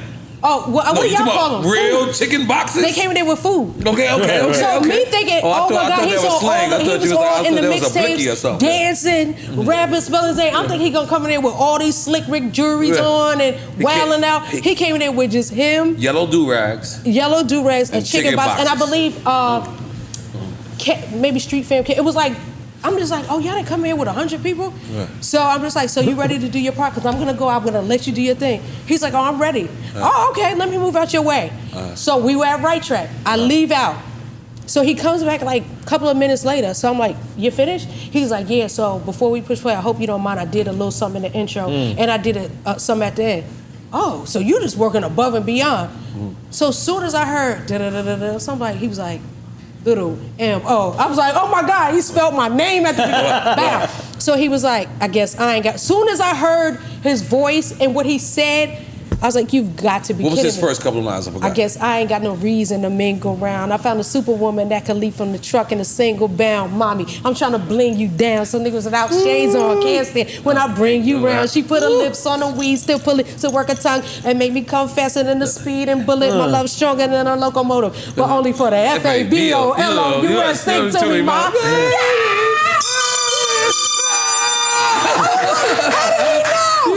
So then when he's like, oh, here go the Empire. So I'm like, where does it come? Then after the bridge, Right. and he was like, the Superwoman might have saved my day. The skios, I would have gave some play. Now he wouldn't even wave that way. I understand why the mother chicks behave that way. They see the icy yes on your chest engraved in gray. Be whipped, he might, cause usually with them things he tight, but only green he keep from me is kryptonite. The way that blue and red fitting on your hips so right, I be like, da-da-da-da-da-da-da-da-da, damn. I was like, we're winning! I'm gonna win! I was so excited. I was like, how did you know? Right. I didn't even have to say, well, maybe you should tighten it up. And I was like, we out of here. Elektra didn't want to put out the record because they didn't feel like nobody knew who he was. So Clue played on his mixtape. And then after, the Monday Night mixtape on Hot 97, Yes. he just kept on going up to it. And after that, they was like, oh my God, this record is a smash. So I literally saw him go from them. We had a, So basically, you saying you put Fab on. Let's just make some noise. Commercially. Because it went from, to... Oh, shit. Why is Ja Rule calling me? I swear to God. Who in here snitching? I did not. Answer the phone. Ja Rule! Yo, stop being a bully, yo. Yo! Who told? Hold on, we on live on Drink Champs. Little Mo is here. Hey! Shit. What up, Easy? What's happening? Yeah. What up, sis? What's good? Chillin', man. Just up here talking about the good old days, how we mirrored it back from, you know what I'm saying, there was a time where we went from the top and then we went through something, but you know what I'm saying, it got to the point where we get older and you get wiser and you realize I took accountability and apologized for just jumping in something that ain't have nothing to do with me. Oh, I love you, Mo. You know what it is, nigga. Oh. Oh, we got a Drink Champs moment. 1, 2, 3. Oh. So, you know, N.O.R.E, sometimes I be getting wrapped up in shit that ain't got really nothing to do with me, man. Yeah. We always do, man. We always do. That's a part of being our job. Our job is consistent fuckery. You know what I mean? Well, I was calling you to tell you stop being a fucking bully. Hey man, I'm going. This is when I hang up on you right now. I'm gonna hit you back, all right, brother? Hit you back. Make some noise. It just hang up, okay? That's crazy. By the way, we're gonna address the bean shit later, right? But let's continue on.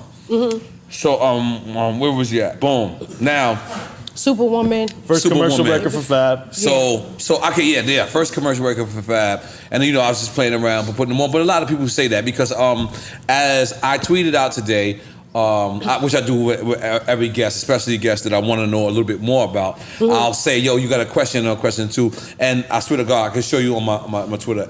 Like it was like if I had 57 messages, at least 30 of them was like, yo, how does Lil Mo feel that she was responsible for the world noticing Fab? Is that something that you and Fab ever have a discrepancy? Like you ever try to get him back on the record, and it wasn't? I don't know why'd you laugh? No, because it's like it's never been a discrepancy, and he'll even say, and he said in interviews like Mo gave me a chance. You know what I'm saying? And then that opened the door. He's done records with MJB, J Lo, everybody. Like he's worked with everybody, and they opened the door. So it's just like for Missy did that for me. So the way you have longevity in this industry is you put somebody in position, and you keep putting people in position. So because it didn't stop there. So it's like now a lot of the young artists that are coming back, So you do good gonna come back. So whatever you put in the atmosphere is gonna return. So it just didn't stop there. But Missy did that for me. But there's a lot of times I would say. But you ain't answered did Fab what ever like front on you? Basically is what you guys. Well, we did after that. We did Can't Let You Go, Forever. Like we have so many records together. It's like we have a whole. I honestly know that we wanted to do like a duet, like a collaborative album. Yeah, like a duet. And I know he was like Def Jam wasn't with it. I was like, man, fuck Def Jam. Let's do it ourselves. But now we have the opportunity now to we all do have the opportunity to do it. Yeah, so it's just like it is what it is. But those fans are from, the album just literally celebrated 20 years on June 26th. So 20 years, honestly, having my first album out, and he was a part of that. We got 2 decades. Come on, we got to congratulate him. But here's something I do want to ask you, right? Because when we Googled and we kept Googling, we didn't expect that you don't have a song with Ja Rule. Wait, what you mean, on my album? On your album. Is that? That is true. Yeah. Yeah, I think after like whatever happened with the fallout, we never but we have records that never were released. Okay. So it was like people that. need to hear. Yeah, we have records that were never released, or I think it was just because he was honestly the most dominant artist, and there was a time when Murder Inc. was a machine. Like you was not permeating their go. So it's like label shit that allows records to come out. It was that. So now once I'm indie, I have that opportunity. Permeating? Like when you can't cut through. Get in. You can't get in. All right, I'm gonna like use they that was word. unstoppable. That shit was hard. That was hard. Yeah. All right, cool. I'm well versed with the big words. Okay, cool. She's a rapper. No, I used to be in spelling bees and everything. So it's just like I know the vibes. After they was permeating, go ahead. You couldn't cut through. No, like they had a run. You wasn't cutting through. Like Irv had that shit on lock. Def Jam had that shit on lock. So it was just like if you was trying to do a female and a male song, you wasn't. If he put out something with a female and a male, you wasn't beating it. He mastered the game. He had all the PDs names and numbers in his phone, and he made them feel important because he would be like, "Here go the record, fuck the label," because they gonna move at their pace. So it was just like he was always ahead of the game. So wherever their declination came in at, where things started falling apart, that doesn't have anything to do with me because at the end of the day, I was never signed to Murder Inc. So it's just like that. But you are right. I don't have any songs with him actually on it. On yours, yeah. I just think that once me and Fab started doing records together, just like a Missy and Tim, it's certain people's chemistry that even though you could have hits with other people, it's just certain people's chemistry that surpassed that because, So now we got this music is being handled, but now you do Love and Hip Hop first, right? Before you get in there, on Elektra, you did something with ODB? Yeah. Whoa! Yeah. Was that an ODB Tell us that record. Yeah. Okay. Oh man, rest in peace to him. So I did Good Morning Heartache. We remade that, and he specifically told Sylvia because he had a relationship with Sylvia that was, they was like homies. Really? So he was like, I want to get that girl on the record, the girl that be singing stuff. So I'm thinking like this is ODB. Because he's a singer inside, like you could tell that he was. Yeah, really but into soul coming from growing up watching Wu-Tang and you see ODB, you thinking that, oh my God. Like, I honestly was afraid to go to the session because I'm like, I hope he don't be in there acting weird. Right. Because ODB was smacking the shit out you. Yeah. Like, everybody's like, if you delete, I was in the session and he said, do not rewind, delete, or do exactly what I told you to do, because sometimes engineers get comfortable and they start doing stuff. He said, did you record? I've seen him walk out of a session where they recorded over his vocal and he left. But he would have people bring his reels in. They would be on fucking dollies. And he'd be like, go to reel number 3, and they would find it. He would always come in with the sessions with his reels. So we recorded that at the Hit Factory, and I was so scared to go in there and sing, but he was like, go in there and sing how you sing. Don't worry about what I do or what anybody else has done before you. Do what you do. So I did Good Morning Heartache and sang, and he sat there, he was dancing in front of the mixer board like this, and I'm like, well, I wonder if he likes it or not. And they was like, no, he loves it. And it made the album. So that was actually a dream come true, because I was Wu-Tang forever. God damn it. How about Pharrell? Do you work with Pharrell? I've never worked with Pharrell. I think that was a fear of mine. Because you know why? Because people think Pharrell just do like your songs, like what? They just think that he was the Neptune, but people didn't know that he was writing for SWV. Yeah. Right. So I was scared back then, and I don't think my budget was hefty enough for him. But we hosted a Hot 97 float like years ago for the Puerto Rican Day Parade. And we was on there, he was just like, yo, you really can sing. And then after that, we just was cool. And every time I sing, I'm like, what do you be drinking? And what do you take? How do you keep looking young? Yeah, look like he's a vampire. I was like, did you join the Illuminati or something? He's definitely, But he was just like, nah, it's just a favor over my life. And just honestly, after that, like, he's just a cool individual. Yeah. He never ages. Right, he never like... He's a vampire. Yeah. Yeah. He's a vampire. I want some of them vampiric... Yeah. So, boom. Now we move on to the reality show. Oh, yeah. So what made you say, all right, cool, let me go to reality from here? And then not only reality, but you went to New York, which is like going back to your roots. Yeah. It's like going back home a little bit. Yeah. Well, maybe even a lot of bit. Going back home, but doing this. What made you do that? Was it a Mona call? Because like you said, you was violated as well, right? But I was rocking with Mona before Violated, because when actually with Missy, like, she was the one who set up everything. Right. Mm-hmm. So we just been rocking out since the beginning. But I had the R&B divas before that, so I was realizing that music is changing, and you might think you lit, but it's a whole new world out there. And reality TV was the way. So I did R&B Divas of LA, and then I got the call for Love and Hip Hop. Yeah, it was directly from Mona, because it was just like, hey, I see, you working on some stuff, and do you want to tell your story? And because, people know you, this would be a great way to push what you got going on. And this was after you had radio? Yeah, because I did radio. My daughter would be 19. I was pregnant with her when I did radio. So, yeah, what made you do radio? Like, because most artists going to just keep sticking to the artist, artists and singing. So what made you say at one point, you know what? And I imagine you did it in your hometown at first, right? That was in Baltimore. Okay, in Baltimore, yeah. okay. Thea Mitchum was the program director there. So when I was like, I want to do the show, I used to watch Martin. And I was like, what's up, radio? What's up? I said, they know me up in here. And they were like, man, sit your ass down. But I was pregnant at the time, and that's with my first daughter. And, in the industry back then, if you was pregnant, they ain't care. Like, now you could be pregnant, busting it wide open, have a baby, come back and do a show the next day. Yeah, they didn't want you to be seen. So instead of sitting at home, I can't sit still. So I wanted something to do. And they were like, well, do you have an air check? I'm like, what's that? Like, what do you mean an air check? They was like, well, where you've done radio before? I said, well, I used to fill in at radio in New York on Hot 97 for everybody. So Tracy Clarity literally put in a good word for me, and Jay Stevens and Thea Mitchum gave me an afternoon. So it was the Lil Mo show, and I was #1.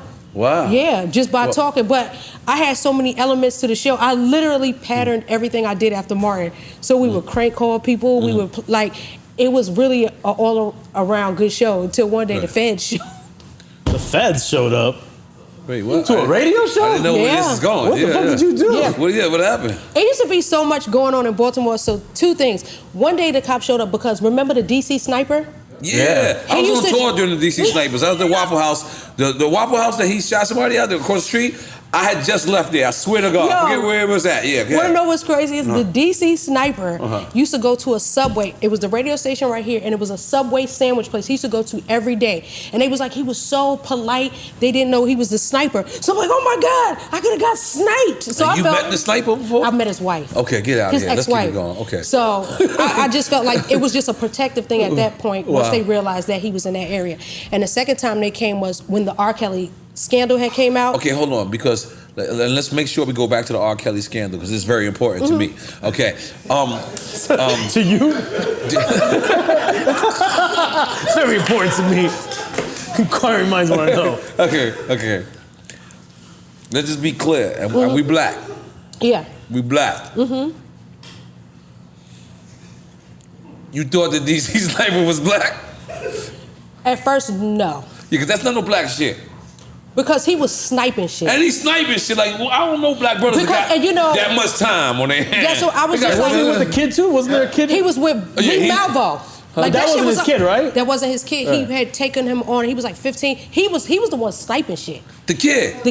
Like he trained him. He trained him. He was sniping shit out of a whole. Well, real snipers need the guy on the joint, and then they need somebody. Real snipers are 11 ladder 246. Yeah. 11 ladder 246. Yeah, and they be like, and the wind chill, and the wind is blowing. Because they was doing some crazy shit. They was doing some. So you living in Baltimore at the time? Yeah. DC Sniper sniping shit. Yeah. People were scared to go outside like it was COVID. Yeah. I had a tour in the DMV at this time. I swear to God, I can prove it all. Okay. I believe you. Okay. People getting shot randomly in the highway. People shooting at the gas station. Yeah. Like people was pumping gas like this. I was Yeah. pumping gas. Like I was like, yo, I had someone driving me to So the station. I automatically said, "This some white people shit." What did you say?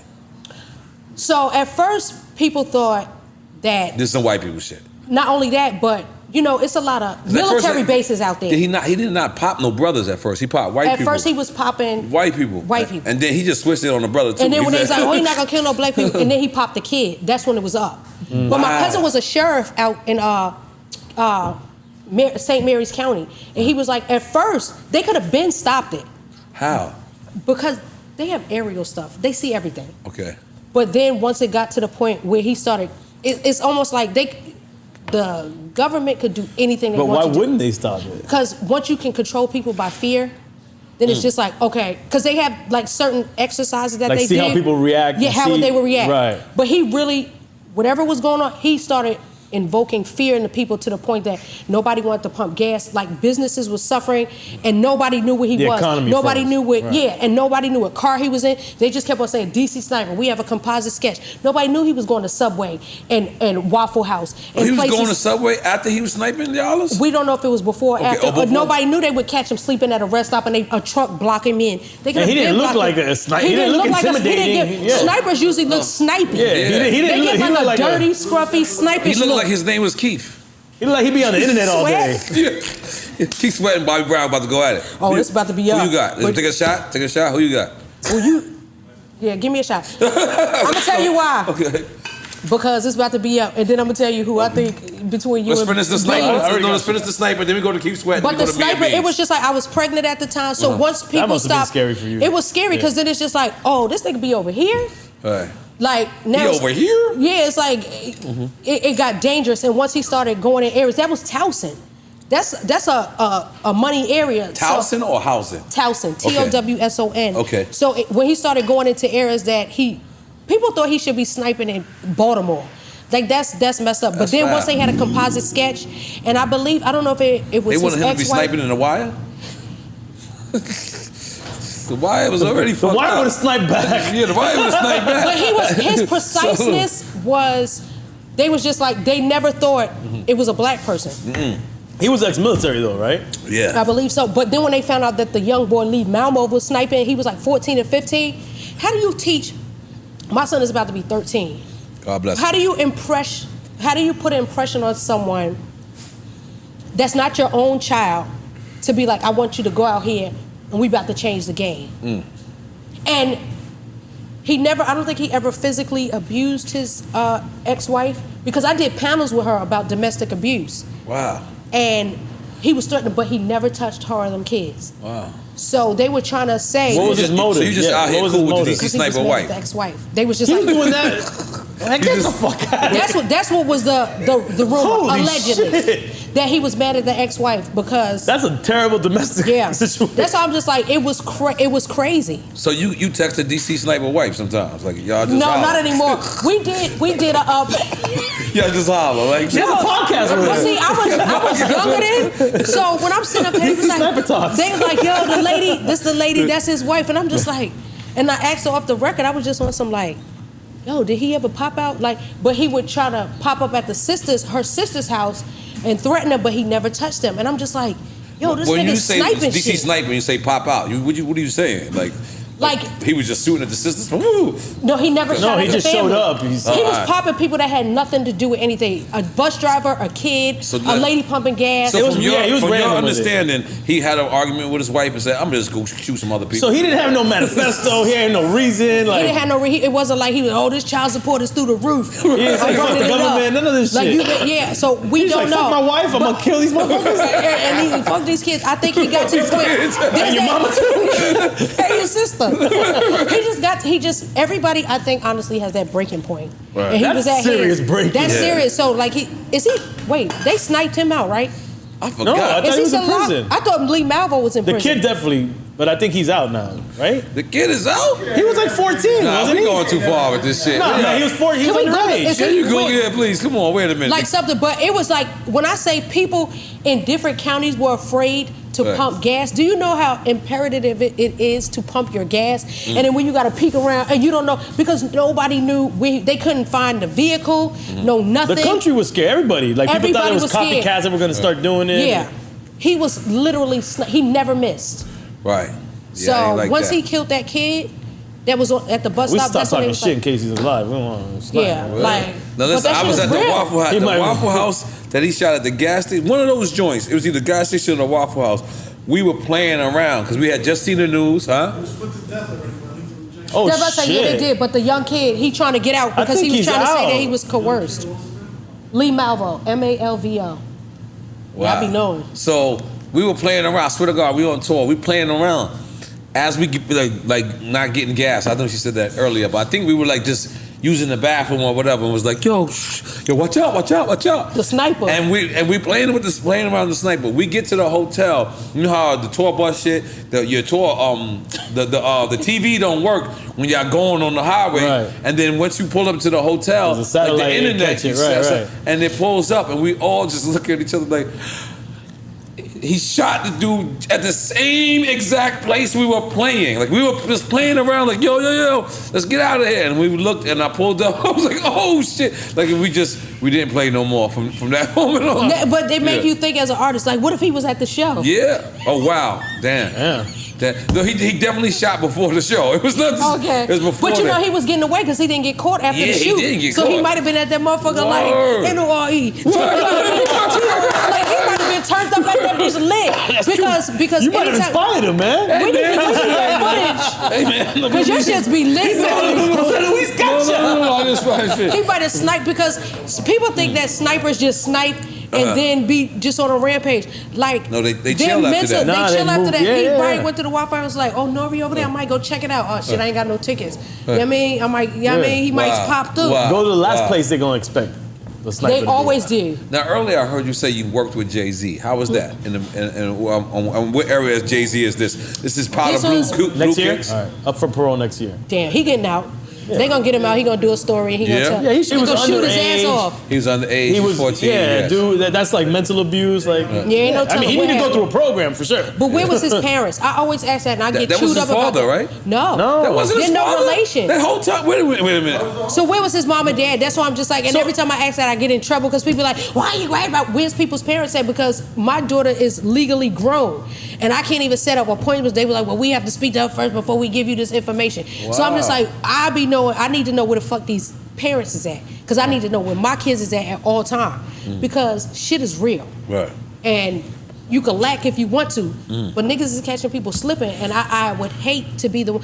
Like, I don't know if I don't know if he was like an adoptive son or maybe his godfather, Right. but how did he get it? Yeah, like how, if he's mad at the wife, how do you convince the kid? Like, what is he mad at? What did he say to him that made him be like, yo, we going out here to snipe shit? All right. You have to be pretty persuasive and charismatic to be able to pull that off. I don't want nobody to have that type of power over my son. Because it's that easy. Shit. Period. So yeah, what was we talking about? Jesus, I ain't gonna front. The DC Sniper gonna come. DC Sniper, he's dead. Yeah, he's dead. He's dead. Okay. Yeah. But the kid, but there's some snipers out there. Let's hope the best for him. Right. So now, Marriage Boot Camp come to you.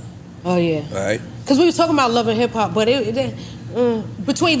because Love and Hip Hop and Marriage Boot Camp was literally filmed almost simultaneously. It was literally a couple months after, because Marriage Boot Camp had to get clearance from Love and Hip Hop to. So you was already on a couple of seasons of Love and Hip Hop already? I only did one season. Okay. And I was done. I did my bid and I was out. Right. Salute, let me get that. Yeah. God damn it. God damn.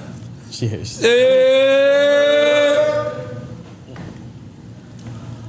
So on Marriage Boot Camp, I gotta ask you. I believe it was your husband at the time. Yeah, because I'm not married no more. Okay. So there's this footage of him like FaceTiming or was that something that the show pulled off, or this was absolutely real? No, it was absolutely real. Oh, really? It was absolutely real. And one thing, because now I could talk about it because we couldn't talk about it before the show came out. Right. So I had to fake the funk as if we were still together until the show actually aired. But that was back in 2019, so now I can talk about it. Right. With that house, you're there for like 30 days. Not 30 days or so, like 28 days. And anything after, they say after 21 things, after 21 tries, it's a habit. But when you're in that house for a week, it's almost, I wouldn't say jail because I've never been to jail. Right. But when you're in the middle of nowhere, you can't leave. There's little to no Wi-Fi connection. You have to stand by where that actual scene was filmed because that's where the Wi-Fi connection is. The house is a dead zone. And before you film, they keep you in a hotel. You can't leave out your room. They bring everything to you. You don't have no room key. You don't have no access to the outside world. It's mentally designed to break you down. Wow. Because then you get to, when your mind is broken down, it's a real boot camp. Right. And they let you know that. And you sign off. So I knew what I signed up for. But when you sign up for it, it's just like, you know what you're getting into. Right. But I went back to what Mona says is, if you find out what is presented before you and you find out that it's valid, what are you gonna do? Right, because how this happens, right? Because you were asleep at the time that he was making. I was this on a phone whole call. nother side. The house is big as shit. Right, right. You can get lost in that motherfucker. Right. And then sometimes they cut off parts of the house. They be like, oh, you can't, no, you can't come over here because they're setting up scenes. Right. Like you'll be asleep and you'll wake up and there's a whole fucking carnival outside. Right. So with that, I was on the other side of the house. So is it a cast member who tells you this, or is it the actual staff or production? The staff. It's Actually, the staff. Dr. V and Dr. Ish. And I can say it now because they came to me off record. Because when you're filming, You said Dr. who? Dr. V, that's the lady, and Dr. Ish is Oh, okay, is the black guy. I just don't know Dr. Ish. That's it. Okay, Cool. Dr. Ish. But Dr. V was the white lady, right? Yeah. Okay, I remember that. Okay, And they came to me. They was like, "Can we talk to you?" And like when they say can they talk to you, they take you in this white room. And are you automatically thinking that they're trying to start drama, or you believe in them? No, they off don't. top? They're not there to start drama. Okay, cool. They're honestly, they want you to bring the drama. They know it's only a certain amount of time you can last before the drama's. Like people can sit up there and try to hide, but it's gonna pop out. Yeah, it's going to come because they'll mentally fuck with you till you be like, oh shit. So I was in the house with Soulja Boy and Nia, Jessica Dime and her husband, Tammy and Waka. Fizz and his girl. This shit was lit. Shit was lit. So I was in the house with Soulja Boy. But that's like my nephew. So I literally got to see. Soulja Boy, it's time for you to come to Drink Champs, homie. Yeah, for real. Uh-huh. Because I got to see everything that went down. So I've literally seen a lot of people grow up in the industry, and then I got to live in the house with them. Right. And seeing people in the industry and live with them is two separate things. So mentally, I saw everybody break down. Right. And I'm not gonna put nobody's business out there. I'm gonna talk about me. Right. So I knew what my breaking point was. So they came to you and they show you the footage, or they tell you about it? They pull me to the side and they bring me. They was like, "Can you come talk to us?" And once they take you in the white room, you know it's up and it's stuck from there. They're gonna. That's when they film, and they're gonna present you with some information because everybody, you think you sneaking, but this could be a microphone. This could be a camera. Right. Everything is a camera and a microphone. This could be a camera. So you sit up there, yeah, this bitch up here, they got you. Period. Right. The house is strategically put together to catch your ass slipping. Right. So unless you lay there like this and reading your Bible the whole time, your ass gonna get caught in some shit. Right.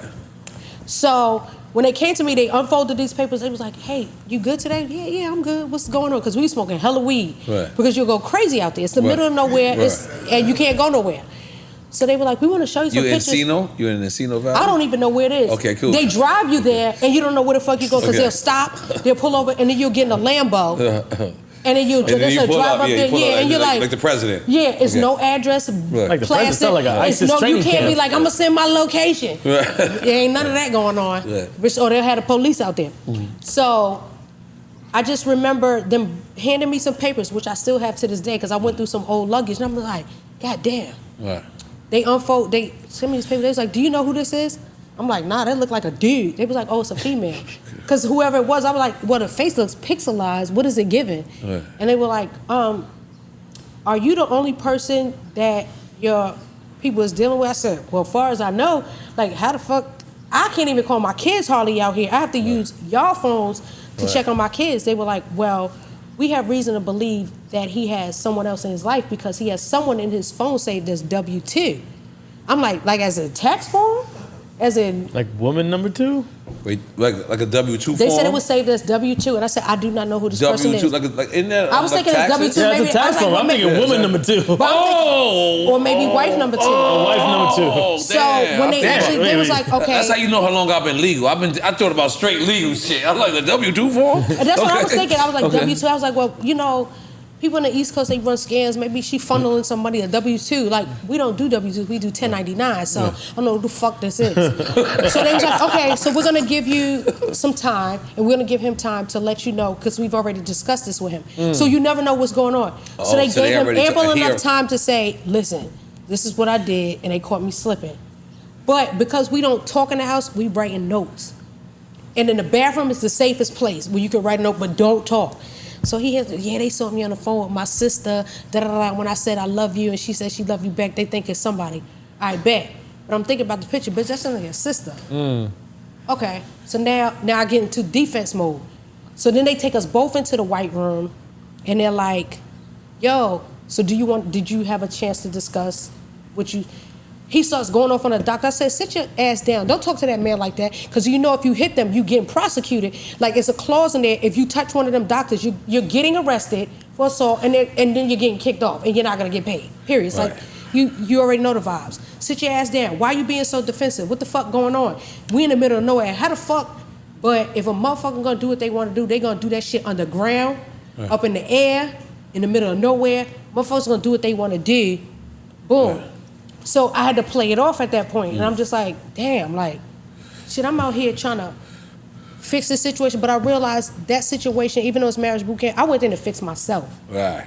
Because I already knew what the fuck was going on, and I knew what the fuck it was hitting for, but I needed to face the reality that I was allowing my brand to be compromised. I was allowing my integrity to be compromised, which my dad told me never compromise your integrity. I was allowing my personal space to be compromised. And my mental, emotional, physical, spiritual, everything was compromised. So I needed those 28 days to break me down, because once I get out of this, I'm up, and it's stuck. And then, like, I really... Up, then it's stuck. Is that Cardi B song? Did you keep saying up, I know and that, it's stuck? no, we've been saying that for years. All right. Oh, it's up. It's up for you. Up, then it's up, and it's up, and it's stuck. When it's, you know, when it's up there, it's stuck. I heard my daughter say it first, actually. It's up, and it's up, she was and like, it's yeah, up, and it's something like stuck. da-da-da-da, it's up and it's stuck. So when they came out with a song, I was just like, it is what it is. Okay. So after that, I realized now it's time to make your way of escape. Okay. So you could stay and know the bullshit you're dealing with, and know that it's actually destroying your brand, because you don't know what they're keeping as far as the footage, but once it's out there, you already know what people's DMing you and sending you. You already know the truth. It's time for you to face it. So me being a woman my parents are about to celebrate August 9th. They're celebrating 46 years of being married. Congratulations to them. It's older than I I've grew been up alive. with both parents, grew up in church, grew up military, like grew up bedtime, you know, a very lenient home. So what I was doing and how I grew up wasn't matching up. I was accepting things that I shouldn't even allow to permeate my space. So it was just like I had to make a choice. But when you're trying to leave a situation after the world is about to see, like, damn, I thought you was married, bitch, this your third marriage. Where they show the thing like, damn, bitch. A lady told me one time, every time I turn around, you get married. I told her, bitch, stop turning around. But then I had to realize for myself, bitch, stop making permanent decisions off temporary emotions. Right. So I took that accountability for myself. So honestly, marriage boot camp was for me to get my mental together. Because it'll put you in a space where you have no other choice but to fix it. And y'all or had fall children off. together or no? One. Okay. Yeah, so did that complicate it? It didn't complicate it at all because Okay. I had a domestic case open, which is a PFA, protection from abuse. So a lot of people didn't know. But people were telling me, but I was defending the situation. Bitch, we know what the fuck going on. I'm like, fuck you, bitch, I'll beat your ass. But how I'm gonna beat your ass and I'm getting my ass beat? So I'm one of the people that follow through. In Philadelphia and in Pennsylvania, you have to go 3 times to the court. And I went all 3 times. So I have a protective order. Right. So with that, my divorce is final, everything. I realized, and Dr. Ish, the black guy, he came to me, he was like, I don't ever push for divorce or for people to break up, but I'm gonna just tell you, Mo, he said Cynthia, that's my real name.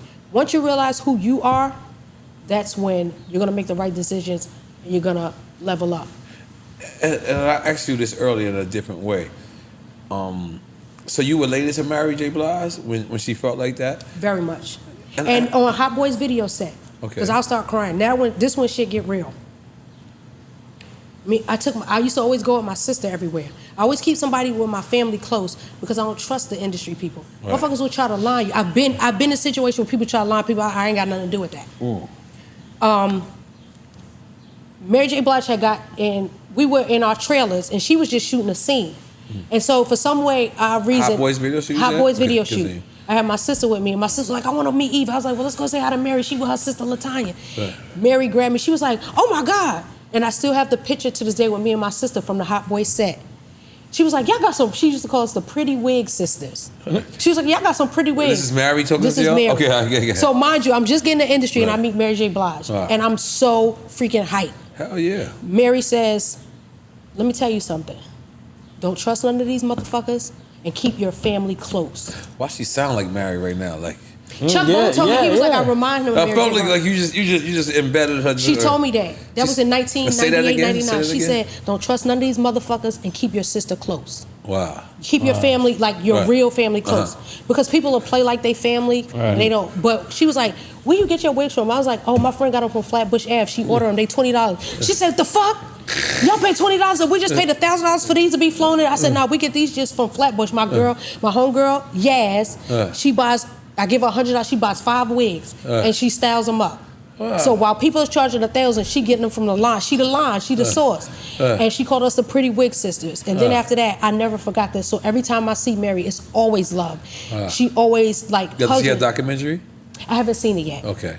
But I saw pieces of it because I saw it with me supposed and I saw it and I was just like, damn, that shit hit. I've seen tours with Mary and I've been to a lot of her shows and I'm just like, damn, I feel that. I know what it's like to be on. I was addicted to opioids, ecstasy, Percocet.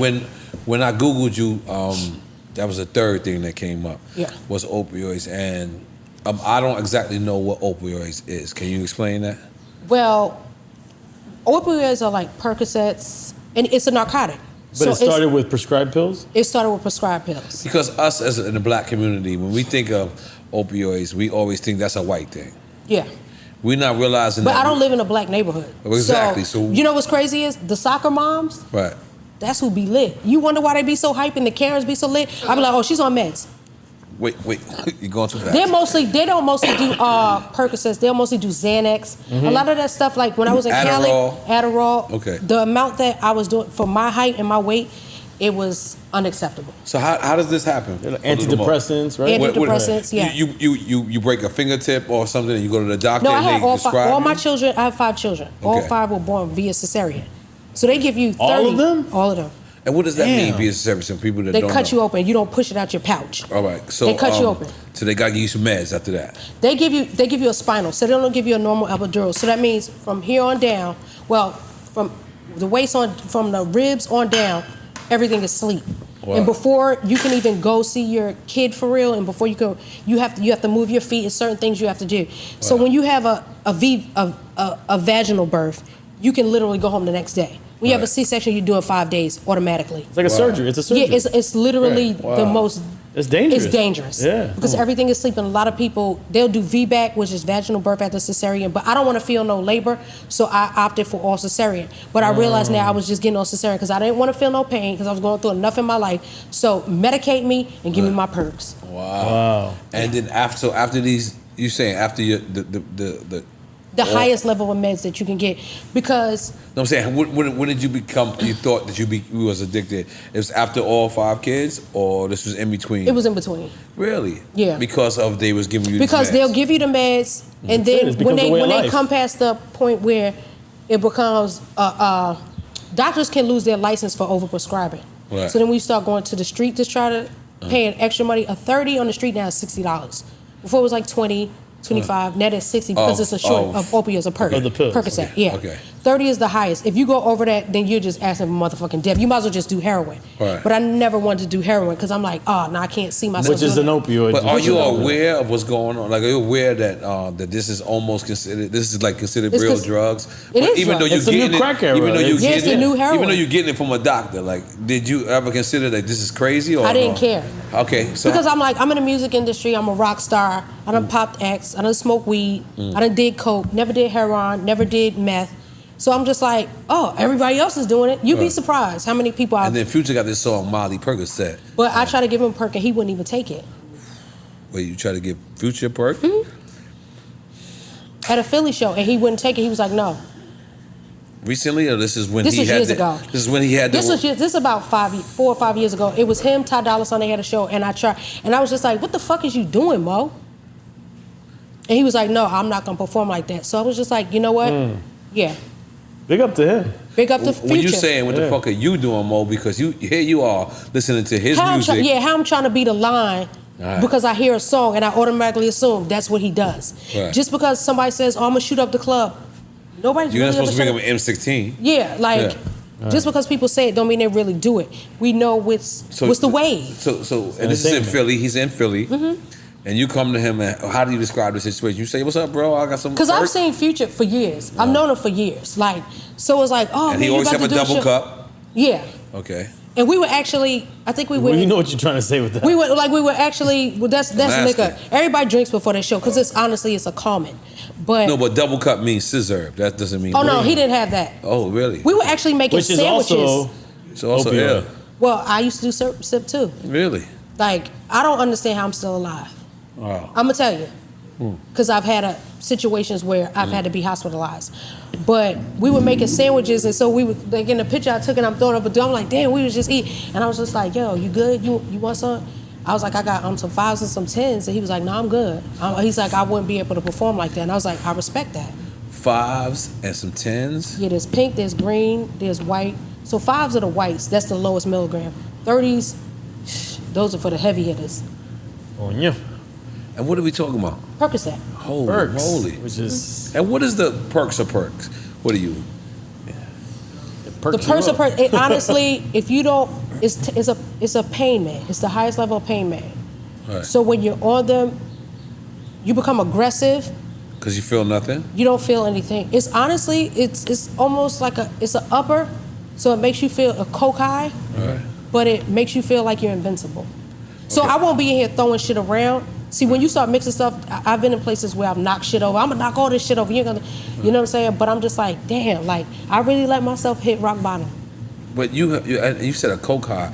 What does this coke high feel like? Because I've never. Coke is an upper, so. We love cocaine stories. Yeah. No, it's just cocaine. Like that was back in the day. We love old cocaine stories. You didn't do cocaine. Who's the most famous person you did cocaine with? Honestly, I don't do drugs in front of people.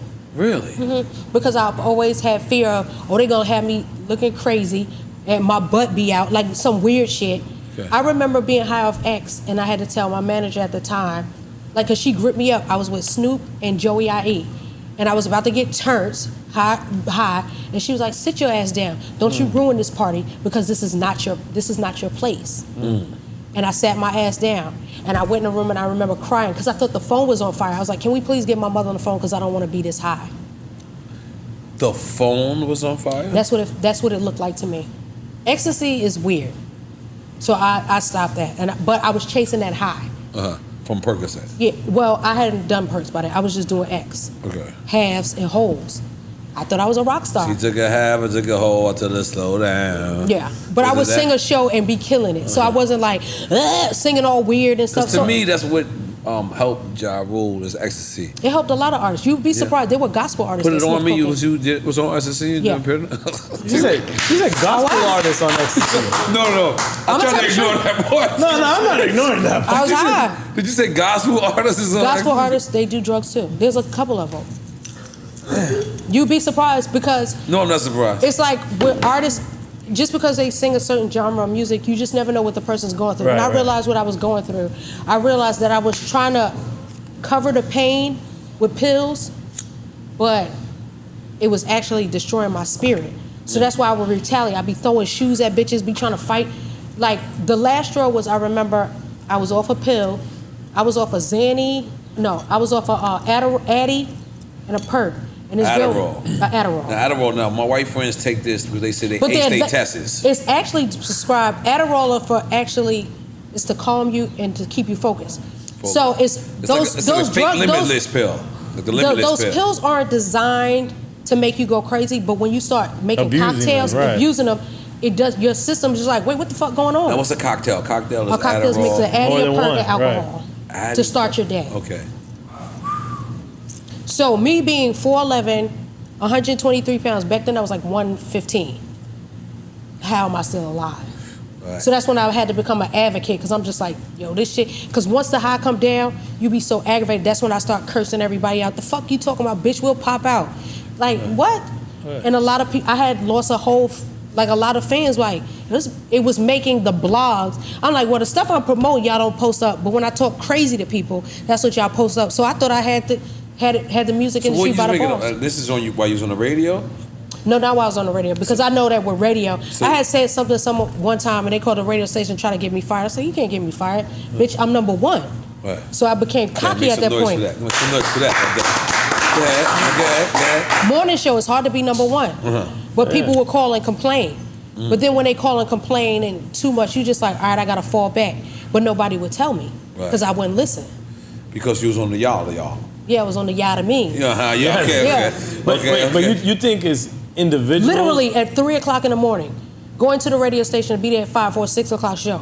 High on my fucking mind. But I had a number one show, so I thought, oh, this is what everybody does. But you think it's individuals that need this, or you think it's industry wide?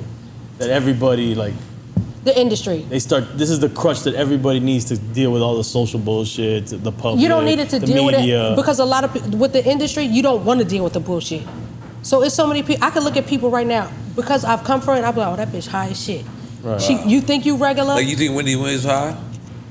Now, I really can't. I could tell when I can literally tell because it's not even the fact that maybe they popped a pill. I can feel the spirit. You could tell. I need an explanation. You could just tell by their mannerisms. Like, oh, I could look back at interviews and I could tell when I was just sitting there doing all this. Like, bitch, sit still. Fidgety. You're fidgety. Fidgety, right? Because I'm naturally fidgety because I'm just like, I have an OCD. Like, I want to dust this table off so bad. Right. But I look back at interviews and I could tell how aggressive, how emotionalist. You ever did Wendy Williams show? Yes, I had when she was on radio. Okay. And you ever thought she was high when you did the radio show? Probably so, but I didn't care because I probably was high too. I respect that answer. Real talk. I respect that answer. Nigga, I'm a survivor. Domestic violence and drugs. The things that I grew up in a Christian household. My dad's a bishop, my mom's an evangelist. So everything that they were against, I became. But I had to draw the line because I have children. I don't want them to come back. So my kids can read. My 5-year-old reads on the 6th grade reading level. All right. So what was the moment where you was like, this is it for me? Don't tell me marriage boot camp. No, it was after that. Because before, I already knew I had to make a change and I had to stop. But I remember being told, I'm going to blow your fucking head off and I'm going to throw you over this balcony. And everybody that I had been funding and facilitating didn't help. So I knew only one place to run. And that's where I ran. And that's when I was just like, I was tired of seeing and feeling like that. And honestly, I think I was more afraid of going through the withdrawal. There's a period you have to go through from anything, especially from opioids, a relationship. more than anything. Yes, it feels like death. All right. Because I've tried it before and I was like, nah, I can't do this. Just give me a pill. Boom.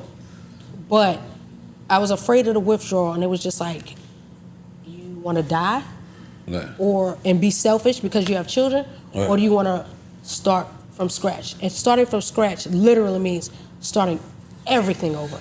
Wow. Everything. So I was just like, nah, I didn't have these 5 children for no reason, and I know they was tired of seeing, because I wouldn't do stuff around them, but they could tell by my mannerisms and what was being posted online. Like, they can read and they can see. And when my son would come to me and stuff like, look what somebody said, I'd be like, get off the internet, stop. But that's all they know. Nobody watches TV. They Google everything. They see everything. And I also seen on Jason Lee show, I think it's his podcast or something, and Jason Lee said, he was asking you, and you said that you went through a moment of depression, right? Yeah. And I believe you said that you had to stay away from everybody at one point. Yeah. What happened at then, and why did you feel like that? Because I knew that being around the industry and people, it was toxic. And I'm not saying it was them, it was me. Because I know that when I come around, I'm gonna be turned. And it just felt like, as my now manager says, it feels like people were paying you to go away. And I said, well, what you mean about this? Because it'll go from making a certain amount a night to people just trying to offer you anything. And just like, well, I'd rather get paid this anything than do it for free. And it's just like, nah, fuck, I ain't, nah. Like, don't fucking play with me, especially not now. And people thought that they could play with me, even recently. And that's why I say it was a test to see if you'll fall for the okie doke, or if you'll fall for the bullshit, or if you're gonna stand on what you said you came back to do. And I had to stand firm on even things that I think would have pushed me to a higher visible position, because everything now is about the lifestyle. They wanna see you with the bust down rolling, they wanna see you with the APs, but I was flying, we was flying on Leo Cohen's jet in '99. God damn it. So when I see people on jets, I'm like, damn, I did that, and I wasn't even, you feel me? Yeah, we had the bus that people stole all the rings and the jewelry. Like, I've been there, done that, so that stuff doesn't impress me, but I get it, I get it, kids are impressionable. So it's just like, now I have to reintroduce a different glow. So you might not see me with, I had the grills, and all of that, I did that. Now the glow that has to be translucent, that people that will respect, is the one from within. So when somebody say, we want you to be on this TV show for $25, the fuck out of here. My mortgage alone. I was told, don't step out your house unless you can pay mortgage for 6 months. Period. Goddamn, makes sense. Don't play with me. Don't play with me. We got to shout out the Organic Food Kings. Oh yes, I just ate some other guy. Food looks incredible. We got the truck outside at Organic Food Kings. Make sure you check them out. That's right. We're gonna be eating them all the time right now. Do you regret anything in life, like especially when it comes to entertainment? Not even your personal, just entertainment. I have no regrets. I have some reservations on things that I said and I did, and I always felt that, that's who I am. But honestly, that's not how I was raised. So the fact that I get a second chance to revisit, and people are just like, we believe you, Mo. All right. Because when you don't realize who you are and people come to you and be like, but do you see what the fuck is going on? Like, why are you letting this happen? I'll be like, mind your fucking business. That's me. It's just like, when you realize, I don't regret anything. I wish I would have did things differently. But I wouldn't have got married 3 times. I should not have did that. I've let people in my circle, in my personal, and in my spirit that I shouldn't even. You think these men took advantage of you? Or what? I allowed it. Total advantage, because Google them. Nothing pops up but my name. Your name. So now when I see people like, niggas, baby mamas, I was like, yeah, but look who they associated with. So how I'm on tour, I toured with Jay-Z, I toured with 50 Cent, I toured with Missy Elliott, I toured with Ja Rule, I ran stages with Keith Sweat and Patti LaBelle, Gerald Levert, I've been on Jimmy Kimmel, I was on Jay Leno, I rocked all these shows before they would how the fuck? Is you over there with the y'all, from the y'all? From the y'all mean. Yeah. And y'all on the y'all mean. So what's your favorite part of the game? Is it making the music or performing the music? Performing. I hate the studio. Really? I feel so closed in. I feel so stuck. And then I'll always go out and listen And I know that, you don't have to overdo it no more. You don't have to oversing, but live, you can give it your all. So I really wish that I could sing songs live and then people know them because I hate the studio. And that energy you get from the crowd, like. Whoa, why would you hate the studio? I don't think I've ever heard. I hate being in the booth. I hate when the headphones, like the studio I work at, one day somebody broke the headphones that I'm used to. So when I had to use some new headphones, people might think that, you being bougie. I'm just like, nah. I just know what I want to hear. I'm used to that level. I'm used to that frequency. To clutching my ears a certain way. I'm just used to it. So I realized that maybe I need to. But you the type to bust headphones out? I remember I bust like 7 headphones. All of it, all the time. Yeah, because I go with my shit all the way up. Want my shit loud. I'm used to chaos. So. But people be like, how do you listen to it so loud and you sing? I'm like, I just want to hear it loud. I want to, like, I don't know why I have it up so loud. They be like, well, step back from the mic because we can hear it bleeding in. I be like, well, you figure it out. They ain't got nothing to do with me. Hello?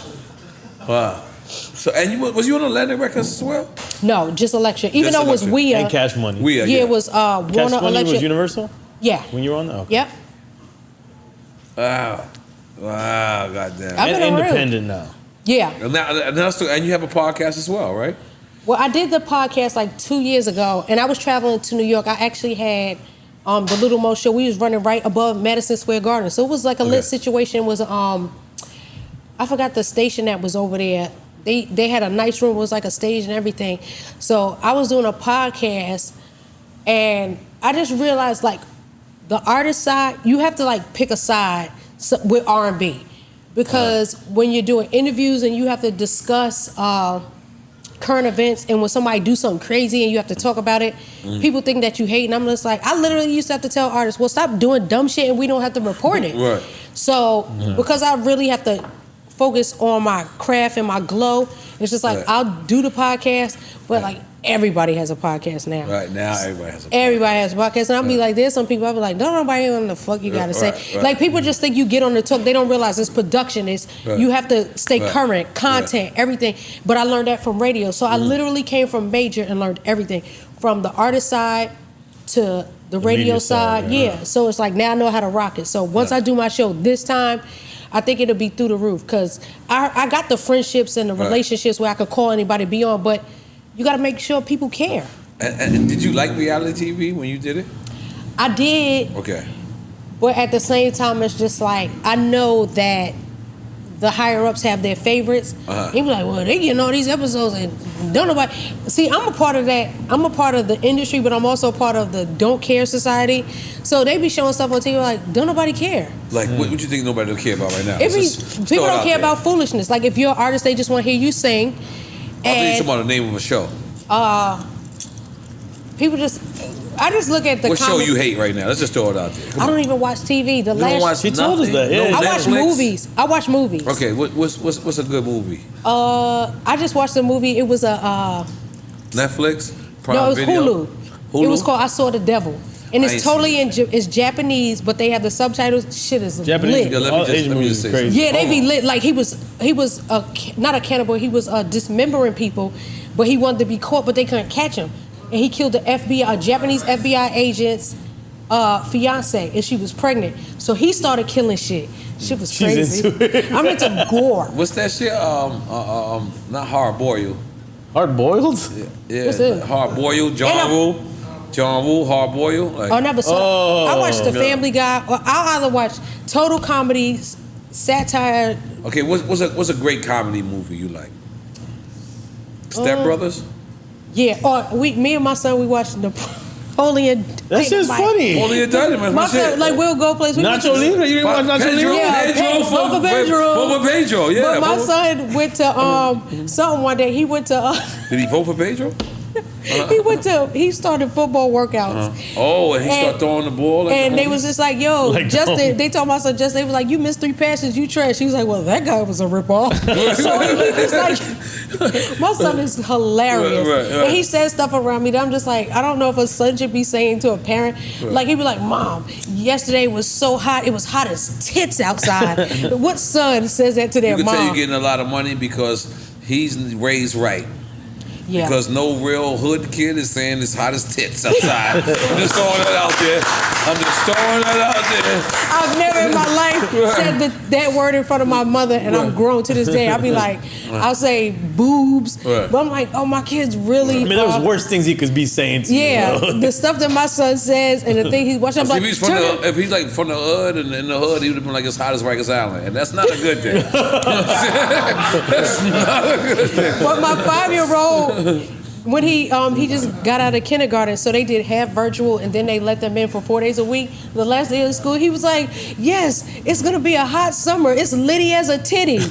I'm like, yeah, I'm gonna smack shit out you as soon as we get away from these Anglo-Saxons. Right. Okay, now, they just announced Bobby Brown against Keith Sweat. Versus? Yeah, tomorrow. Well, July 1st? July 1st. Yeah. So this will be out next week. So this had already happened. Yeah. Who did you pick? So we Back to the Future. Okay. So because I've worked with both, I haven't done a song with Bobby Brown. Right now. Hold on, time out. Yeah, I've toured with Keith Sweat, so that's automatically my pick. But you gonna go against my prerogative? Well, let me tell you something. And New Edition?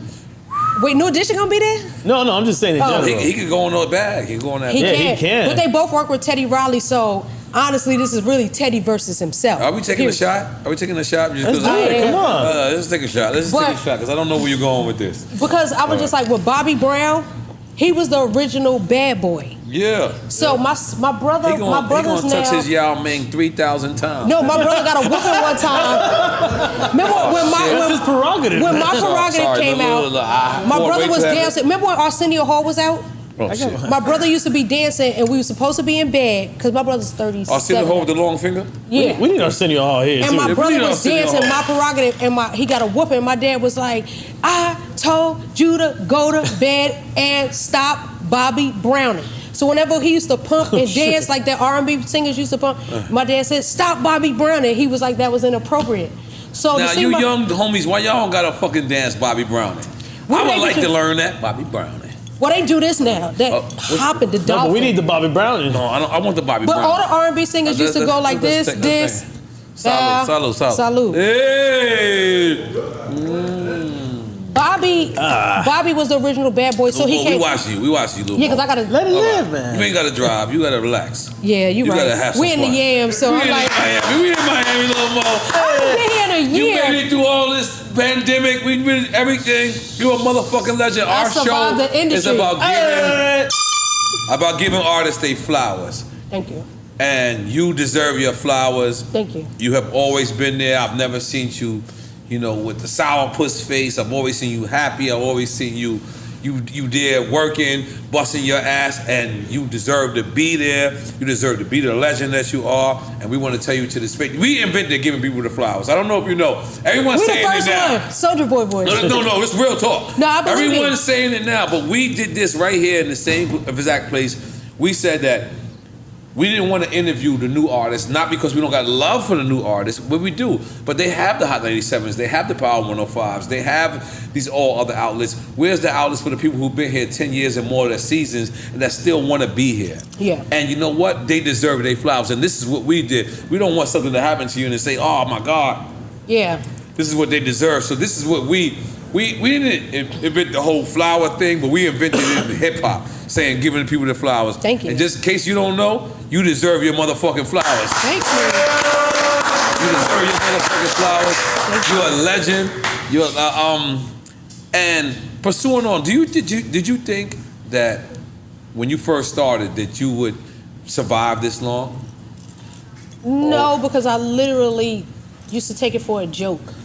Singing or being like, you know how people have like, oh, I grew up with Berry Gordy, or I grew up in Stevie Wonder's house, or people had that story. Right. I never had that story. I literally moved back to New York, sang His Eyes on the Sparrow, and Chuck Bone told me because I was gonna sign to different labels back in the day, but Elektra was the ultimate choice.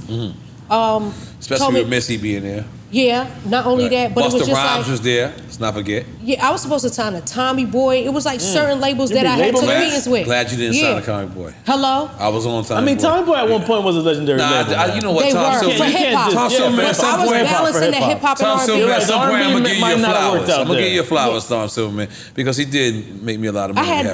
I forgot the lady's name. She brought me over there and she was like, I think she's gonna be amazing. If I hear her name, I will remember it. Not Carolyn Williams. No. She was kind of she was heavy set. Okay, damn, I don't know this. I forgot her name, right, but yeah, she might have not even really worked there. Hello? Because you know people used to camp, but we couldn't say nothing. Yeah, you couldn't Google them back then. You couldn't Google them back then. You just have to be like their Instagram. They was the assistant, but now a lot of assistants are executives. So I've seen it. But just looking over how I got in the door. Right. Chuck Boone told me one day, he was just like, yo, you talk a lot of shit, but for some odd reason, I believe you could back it up. So I don't know where it came from. I literally would go on a meeting and act like I already had a record deal. Right. And I just always acted as if that I was just like, I already knew what I said and sought out to do. I didn't leave home at 17 to lose. Right. So even though I took some hits in between, I was just like, nah, I don't know what gave me that drive and motivation then, but now what motivates me is my children because I love my kids. Right. Like, the pandemic was a blessing because ever since the age of 17, actually before that 15, I've been on the road. So I didn't know what it was to sit my ass down for a year. I would have a kid and within 6 weeks, we'd be out. We'd be on the road. My daughter was on tour in Jamaica with me. She's 18 now, but I was just like, yo, I literally ain't never sat my ass down. So this year I had to take off. I got to refocus, rebrand, revisit, reglow, and renew glowing, everything. You glowing, girl. Now, we didn't get a definitive answer of Bobby or Keith Sweat. We didn't get a definitive answer. Okay. Bobby was the bad boy, but Keith Sweat. All right, let's be like It's this. almost like You in the tunnel, and then we gonna switch Bill it coming up. home. Who? Bill Cosby? Yeah. Yeah. I know we getting to that. Where did too. we get? How did that come into the I was play? thinking of- You didn't know how we said Not that. 'cause people But, all right, automatically let but you who- agree. All right, Bobby's height, In the Keith's industry. height. Oh, he's coming Keith's height. home? Keith's height, yeah. Bobby height. He won one of his joints? Honestly, I think the safer drive. I've never heard. All right, I would have to choose Keith Sweat for safety reasons. Right, because he got the Jerry curl. Not even that. Okay. But Keith, like we never seen him go. But Bobby was the bad boy, so I would hang out with Bobby, but I would get a ride home from Keith Sweat. All right. Because Bobby feel like he gonna just throw cocaine everywhere. See, I've never seen him do, but Bobby just used to be He turned. just feel He like was he gonna like, do some Prince shit. And the shit gonna just go. Nah, Bobby some just Rick say- James shit. That's he what I was the meant. one because he Rick came from New James Edition. and- He just said, I've read some stories about Rick James, and I was just like, yo, he was lit. When they say But he you jumped heard on that Bobby man's Brown. table. Who told that story? What? Where did I hear that recently? What story? I He just jumped saw on it. the table, he threw the cocaine at the president Yeah, of the he was label. wild. Yo, but I It was heard like, put Bobby out my Brown. record. I heard Bobby Brown fried chicken with cocaine. Now that's Pretty serious. out of control. No, that's serious. Look, like like the flour. The batter. Yeah, Well, they the have batter. weed batter. But they don't Yeah, got but cocaine is a little. batter. That's Cocaine. another level. Cocaine. You gotta be Pablo Escobar You're style. cooking to be- cocaine right there. That's expensive. Yes, that's Damn, what it you is. crack chicken. That's at Who least 30. said that? That's in his book. He wrote that? Somebody wrote it. It's a recipe. Yes. Like, who was like, I'm gonna put some. I didn't even know you could fry coke. Then that's crack. Hey man, Yeah, that's what I'm saying. You cooking no, coke. that's chicken. chicken. That's chicken. Crackling Like, chicken. who would even think that? Like, I don't. Yeah, that's the. I don't That's ever want to in be his that high book. where I start putting it It's in my his food. book. It's in his book. Wow. That's that Tony It's in Montana his book. shit. And not only that, when I met Bobby Brown again for like the third time, when I met Bobby Brown, I said, "What's up, Bobby? What's up?" He said, "Man, I performed." He said, "We used to rehearse in your projects." That was the most honor. I was like, "Whoa, Left rack, right? Yes, yes." Let me tell you some stalking ass shit. Okay. Because I used to live in Southside Jamaica, so I would have to go to beauty school. So when we would pass Left Rack, I'd be like, damn, I want to meet N.O.R.E. and them. I used to always think like, people automatically thought I think, would be when you see that outside. Left Rack side, like you would Yes. drive past and N.O.R.E. would be there. I but would you was definitely never be there. You should have He dropped would have been there. He would have been there. I used to be scared because Left Rack is like Iraq. Yeah. So it's just like you just don't go from Jamaica Estates, where I eventually moved to Jamaica Left Rack. Estates, yes. Yeah. Yes, that's very rich. You're very rich. Donald Trump owns that. Yes, he He owns the owns whole it? Jamaica The buildings. Estate. Oh, the buildings. So the building I lived in, like, the dad. So he owns it now, but it's just like, damn, like, and you can't get out those contracts. I'm probably still in it today. So when you overall the music industry, overall entertainment, what is your overall look at it? Like, you happy, you satisfied, you sure that you feel great that you participated, or is this something that if you had a chance to do it all over, you would pick a different career? Yeah. Nah, I would, because this is the only job I've never worked at FedEx. Burger King. I only delivered pizza when I was like I went 12. to the most I've ever done was went to hair school. So this is all I know. Right. So Me honestly, too. I think I would have stayed more, I would have stood more firm, and I've never been associated. Now I have a team. I just always been associated with people, so I was always touring with Murder Inc., but I wasn't never signed to them. I was touring with Missy, but I was never signed to them.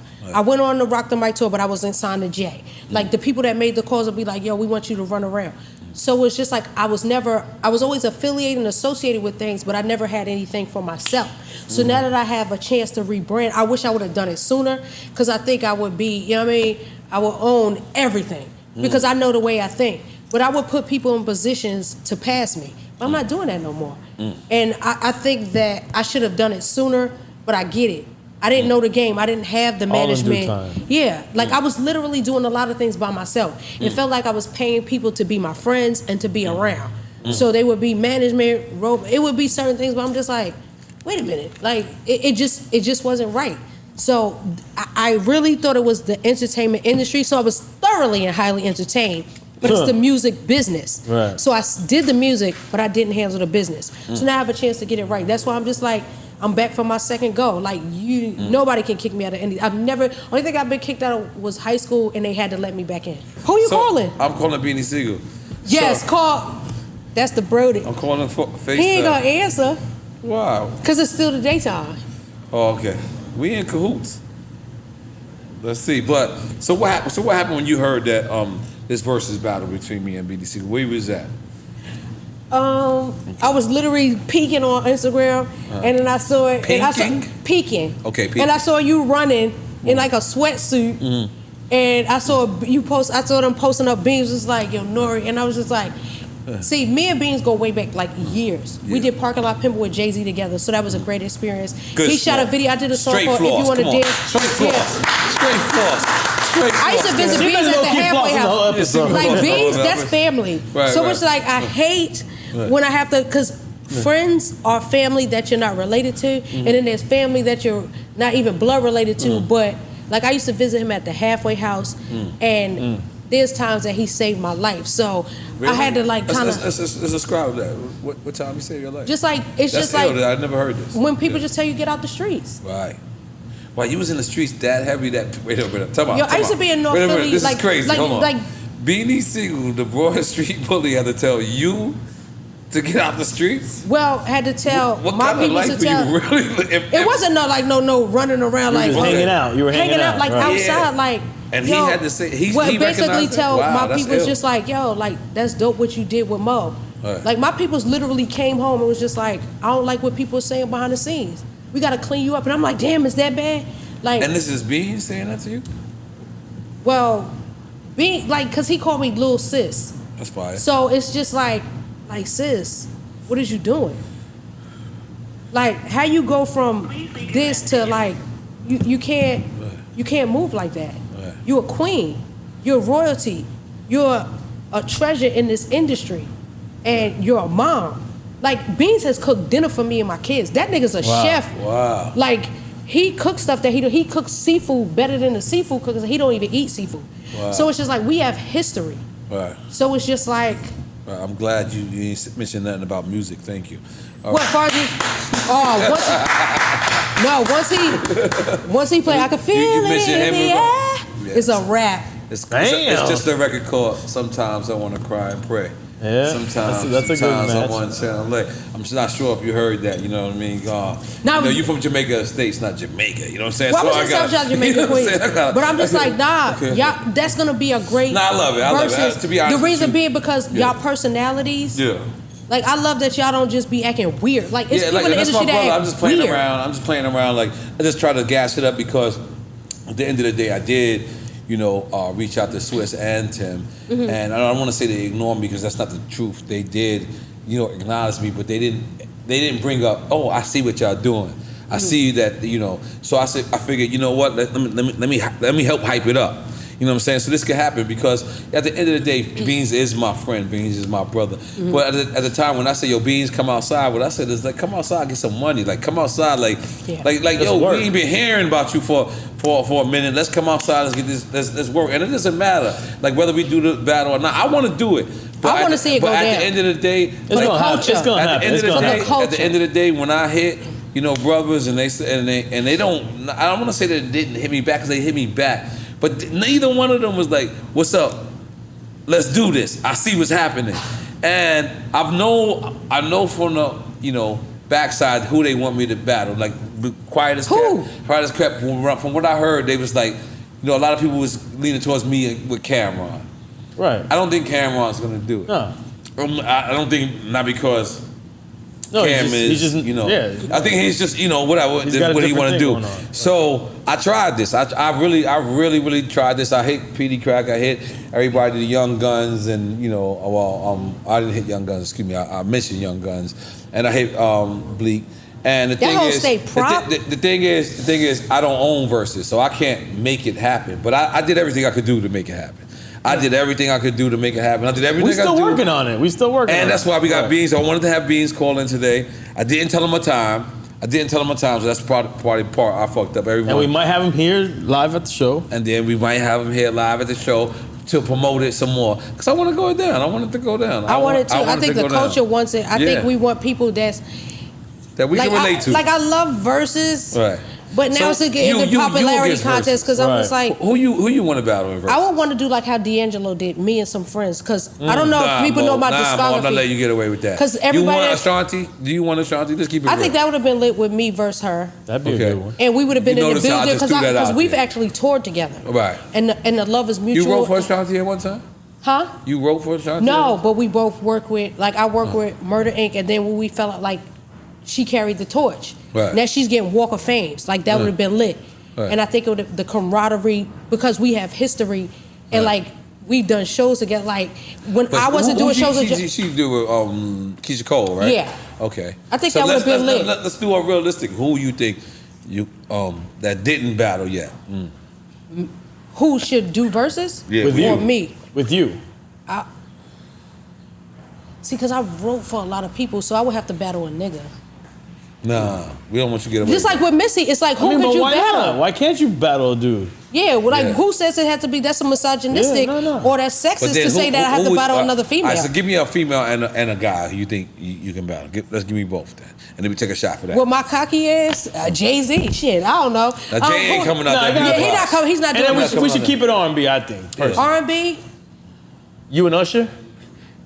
See, Usher he would have to go against a Chris Brown. It's almost like when I came out, I was doing what I did, so people came before me, but then there were people that came after me. So you can't battle who came after you. You feel me? I was doing rap hooks. I was literally more hip hop. Who's Cisco? Honestly, that would be a good battle. Nah, Cisco, yeah. That would be a good battle. In English. Cisco, Mark. But we good. But yeah, we from Baltimore. Nah. We tried it. That's before her. That was a try. But that's before her anyway. Like I saw people saying you should do a battle because they was like y'all should do a battle with 4 of y'all. I'm just like, no, my discography, even if you may not have heard the song, and in my fan base, don't play with me. Like I wrote for Janet and Teddy Riley. So I have a song called Girlfriend Boyfriend. Like, don't play with me. I'm not one of those. Please, yeah, you could do the songs you wrote. No one knows her here as Janet. Can you? Janet Jackson. Okay. So the song Girlfriend Boyfriend. Fucking noise for that. Come on. I vocal produced Whitney Houston on the song Missy Elliott. Let's make some goddamn noise.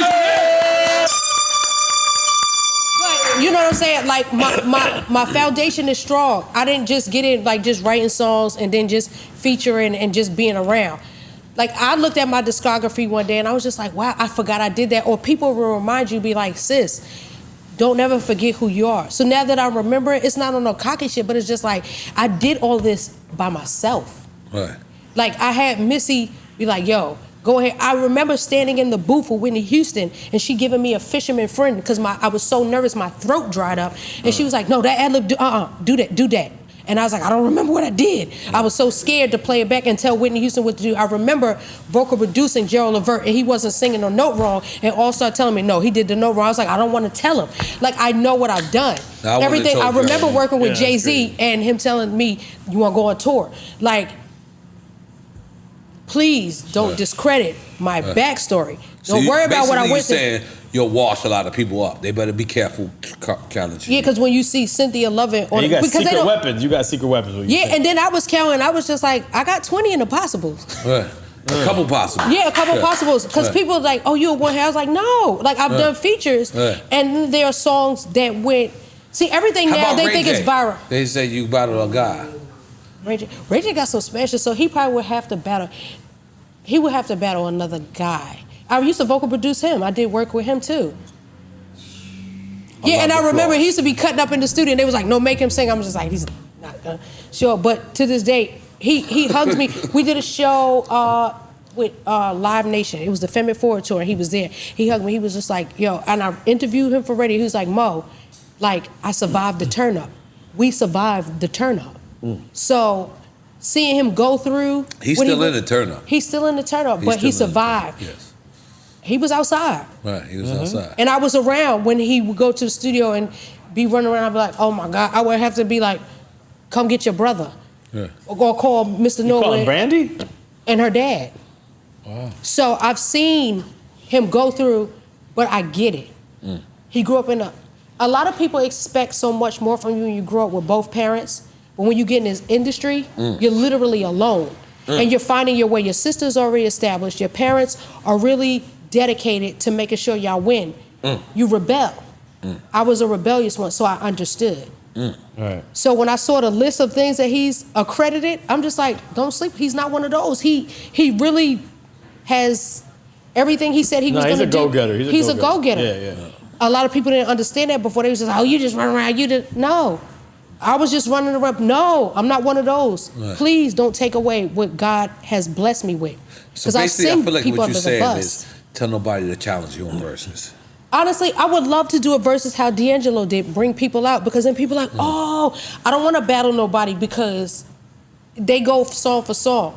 My catalog is extensive. I've worked with, you know what I'm saying? So it's just like, it might be not be something that you do a lot of records that you wrote for people as well. Yeah, or that I sang on that you didn't know that, oh, that's me. And it'd be like, a lot of people was like, I didn't know that was you singing on that, and Wifey, and like stuff that I've done, or that it was my, I know that's me singing, even though that's their record. What's Wifey? Will you be my wifey? Yes, I'll be your wifey. Yeah, or that I like it. I did when you move up close to me. They didn't know I did a lot of background work, but it was safe. But I was pregnant at the time, so I couldn't be in the video. Sample that. Yeah. That's fire. We love. Who was that? We love the baby sounds and everything. Was that an ad-lib? Who's that? Was that Keith Sweat? Yeah. They was trying to. They was trying to do that. Holy moly guacamole. So, Mo. We live and direct. I don't know what's going on outside. I know somebody was pushing a button. Let me tell you something. I can't thank you enough.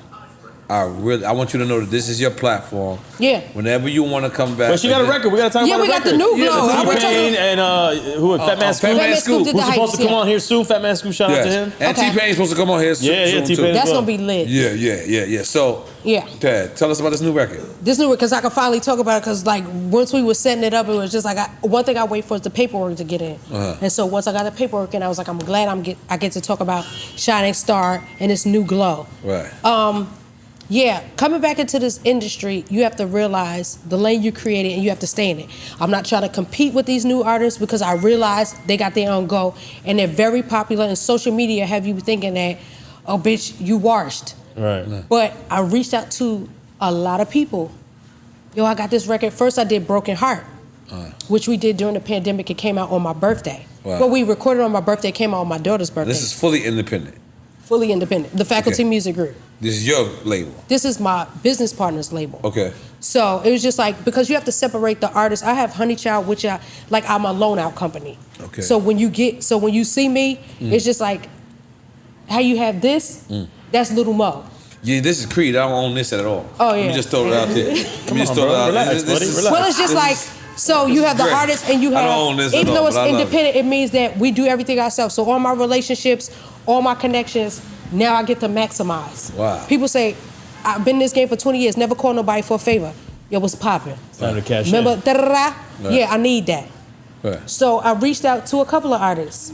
Hey, sent you the record, different records, I need you on it. And the day T-Pain reached back, when we sent him Shining Star, was in March. He sent it back in, what was the day that he announced to social media? Oh my God, I did not know that all these people, whatever that day was, he emailed me, well, he DM'd me back at midnight. So I was damn near asleep, and it came up, T-Pain hit me back. He was just like, oh my God, Mo, I literally just saw this message. So me thinking it's cap like, oh wait, no, he did just post. I didn't know that the request, because when they don't follow you, you don't get to see it in the main thing, even though you're, I went through that as well. Even though you're verified. Right. So he was like, I got you. I said, a lot of people said they got me. Right. No, I've done records for. T-Pain the real one. Real good, except I met him like almost 20 years ago. Right. A lot of people said they had me, that I had, didn't get me. Right. He had me. Wow. He sent it back and he did his, I literally called my manager. I was like, T-Pain sent the vocals. I was on some DJ Khaled shit like, oh my God, you know how vocals are in. He said the vocals. He was like, listen, I got my record coming out. Let me get some vocal rest and I got you. I was like, oh man, he ain't gonna send it. He sent it. Wow. The session and everything. The clearest, whatever you need. I was like, wow. People don't do that. I do that. A lot of people don't have that type of integrity. Speak to my management, that's cool, I understand that. I'll have my people speak to your people. But they'll pussyfoot or a monkey foot you along the way. The monkey foot was good. The monkey foot. Because pussyfoot is when you tiptoe around. Pussyfoot is you tiptoe. Monkey foot is or motherfuckers will bullshit you. Yeah. Bullshit foot is also a foot. Send me the email right in front of my email right now and they won't send it back. He sent it back. He, like I said earlier, he did his part so good, I was like, oh shit. I didn't even think he was gonna do that much. We went and did my part over. Wow. When I say the song is immaculate, Fat Man not out Scoop, yet, right? it's literally, matter of fact, it's coming out. Next week. It's out. Okay. It's out. Because it come out this Because we got Friday? it coded. What's today? We got it coded. Okay, cool. It's up. I was literally just waiting on the artwork, but when Fat Man Scoop sent his part, because I was like, I need you to hype up this record. Like, Classic we want you shit. to, Yeah. because people haven't heard his voice in a while. He had COVID when he did his part. He was like, yo, Mo, I'm on this Dr. Sebi shit. Your record don't got COVID though, right? The record don't have COVID. Damn. But the power of sending stuff via email, and I'm sending it back, and me sending it, so Scoop in New York, I'm in Baltimore. I don't know where T-Pain is. He's in Georgia, is he? He's all over because he has his show, plus he was working his record with Kalani. Right. So I sent the record to LA to be mixed, sent it to somebody else to be mastered. So the power of being able to push send. And I was just like, this record, Shining Star, is not only to empower women, because women are dominating the industry. It's also, to me, Superwoman and forever. Because people keep on calling me for my old shit. I'm just like, I've commemorated that. That's 20 years old. We celebrated that. Now it's time to celebrate the new, the glow, the vibe, the sound. The one that you loved back then when people, I grew up to your music. And my mother used to play. Now you're about to grow up to this new glow. I haven't missed a beat. My voice hasn't changed. I've been through some shit. I could sing about it. Broken Heart was the record we released, and that's available on all streaming platforms. Now, all my first 2 hours, based on the true story and Meet the Girl Next Door, are finally on all streaming platforms. So I missed 20 years of streaming. Whatever year streaming came out, they just added it October of 2020 during the pandemic. Wow. So we running it up. So now I'm just like, now that I have this second chance, I'm gonna put out some new music, and I don't have to try to sound like everybody today. I still have my sound, but just to let people know, like, I'm coming. What's that record you got where you were like, I think it's like 1.5 million views. I think it's TOPNA, something like that. Where you talking about, I forget, you can leave, but leave the car, nigga. Oh, that's Ta-Da. T-A-D-A. Yeah, okay. Ta-Da. All right, so that's independent as well? That was on the first album. So that's on, that was 20 years ago. God damn it. Oh, yeah. shit. I just so happened to, like, God preserve me for this time. The pandemic was good. I got a lot of rest and much needed glow. And it's just like, once I realized that people don't want to hear or see none of that other bullshit, they just want to hear you sing, Mo. And they want to see me empowered. Like, now I realize that how the Diddy's and how the J's and how they survive, through when the industry shifts and change. You have to put new people in position. So I see who's hot. I see the artists that are coming up from the Hers to the Summer Walkers to the Scissors. Mm-hmm. That's the vibe. My daughters love Kehlani. I know who they love. So I'm just like reaching out like, yo. You got a joint with SZA? No, not with her. Oh, but just to see the mutual respect and to see how she came up and then she's in position. I was just like, I respect that. Right. And from the rappers, from the K Kilos to the Malibu Mitches to the, I got songs with them. Yeah. I have more songs with rappers. You work with Mozzie as well? No, I haven't, but I've known him since he was Bird. Okay, Young Bird. When he used to have the cutouts, and my daughter was like, "Can I have the cutout?" So I respect him. I respect how he moving, but I'm a writer too, and I'm an artist, and I'm sensitive about my shit. So it's just like, I respect, and people just like, "Yo, Mo, it's good to see you still doing your thing." So to the young artists that are coming up, to the Lottos, like Big Lotto, I reached out. And I'm just like, yo, like I see you doing your thing. I saw her. The girl Lotto? Yes, the rappers like they are doing. She was their more Lotto, thing. but then they told her. Now she changed to Big Lotto. But it's just like to see everyone doing their thing. Salma Slim. Take one more shot, and I got one more question, and we're gonna get up out of here. Nah, it's up. It's up. So where's next for Lil Mo?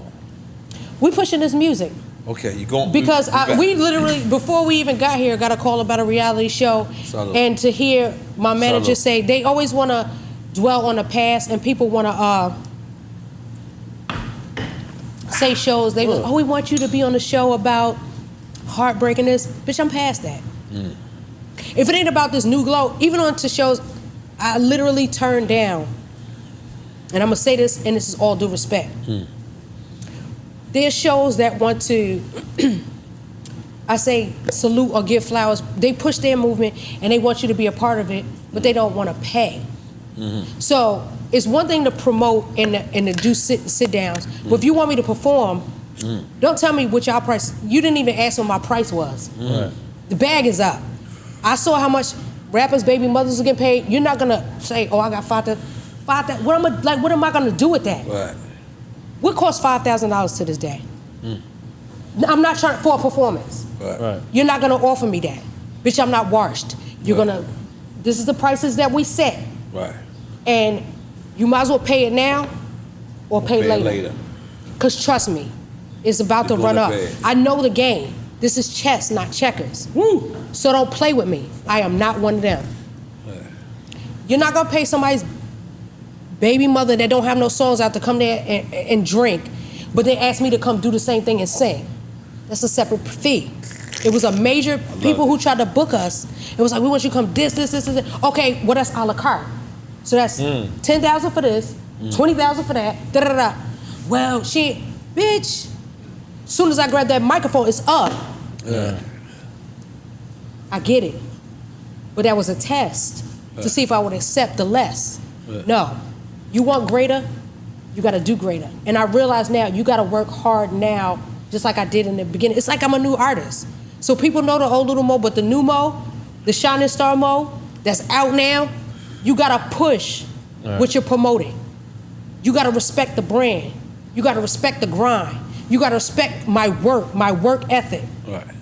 I just now started getting some sleep because of the pandemic, but I haven't had no sleep in 20 years. Wow.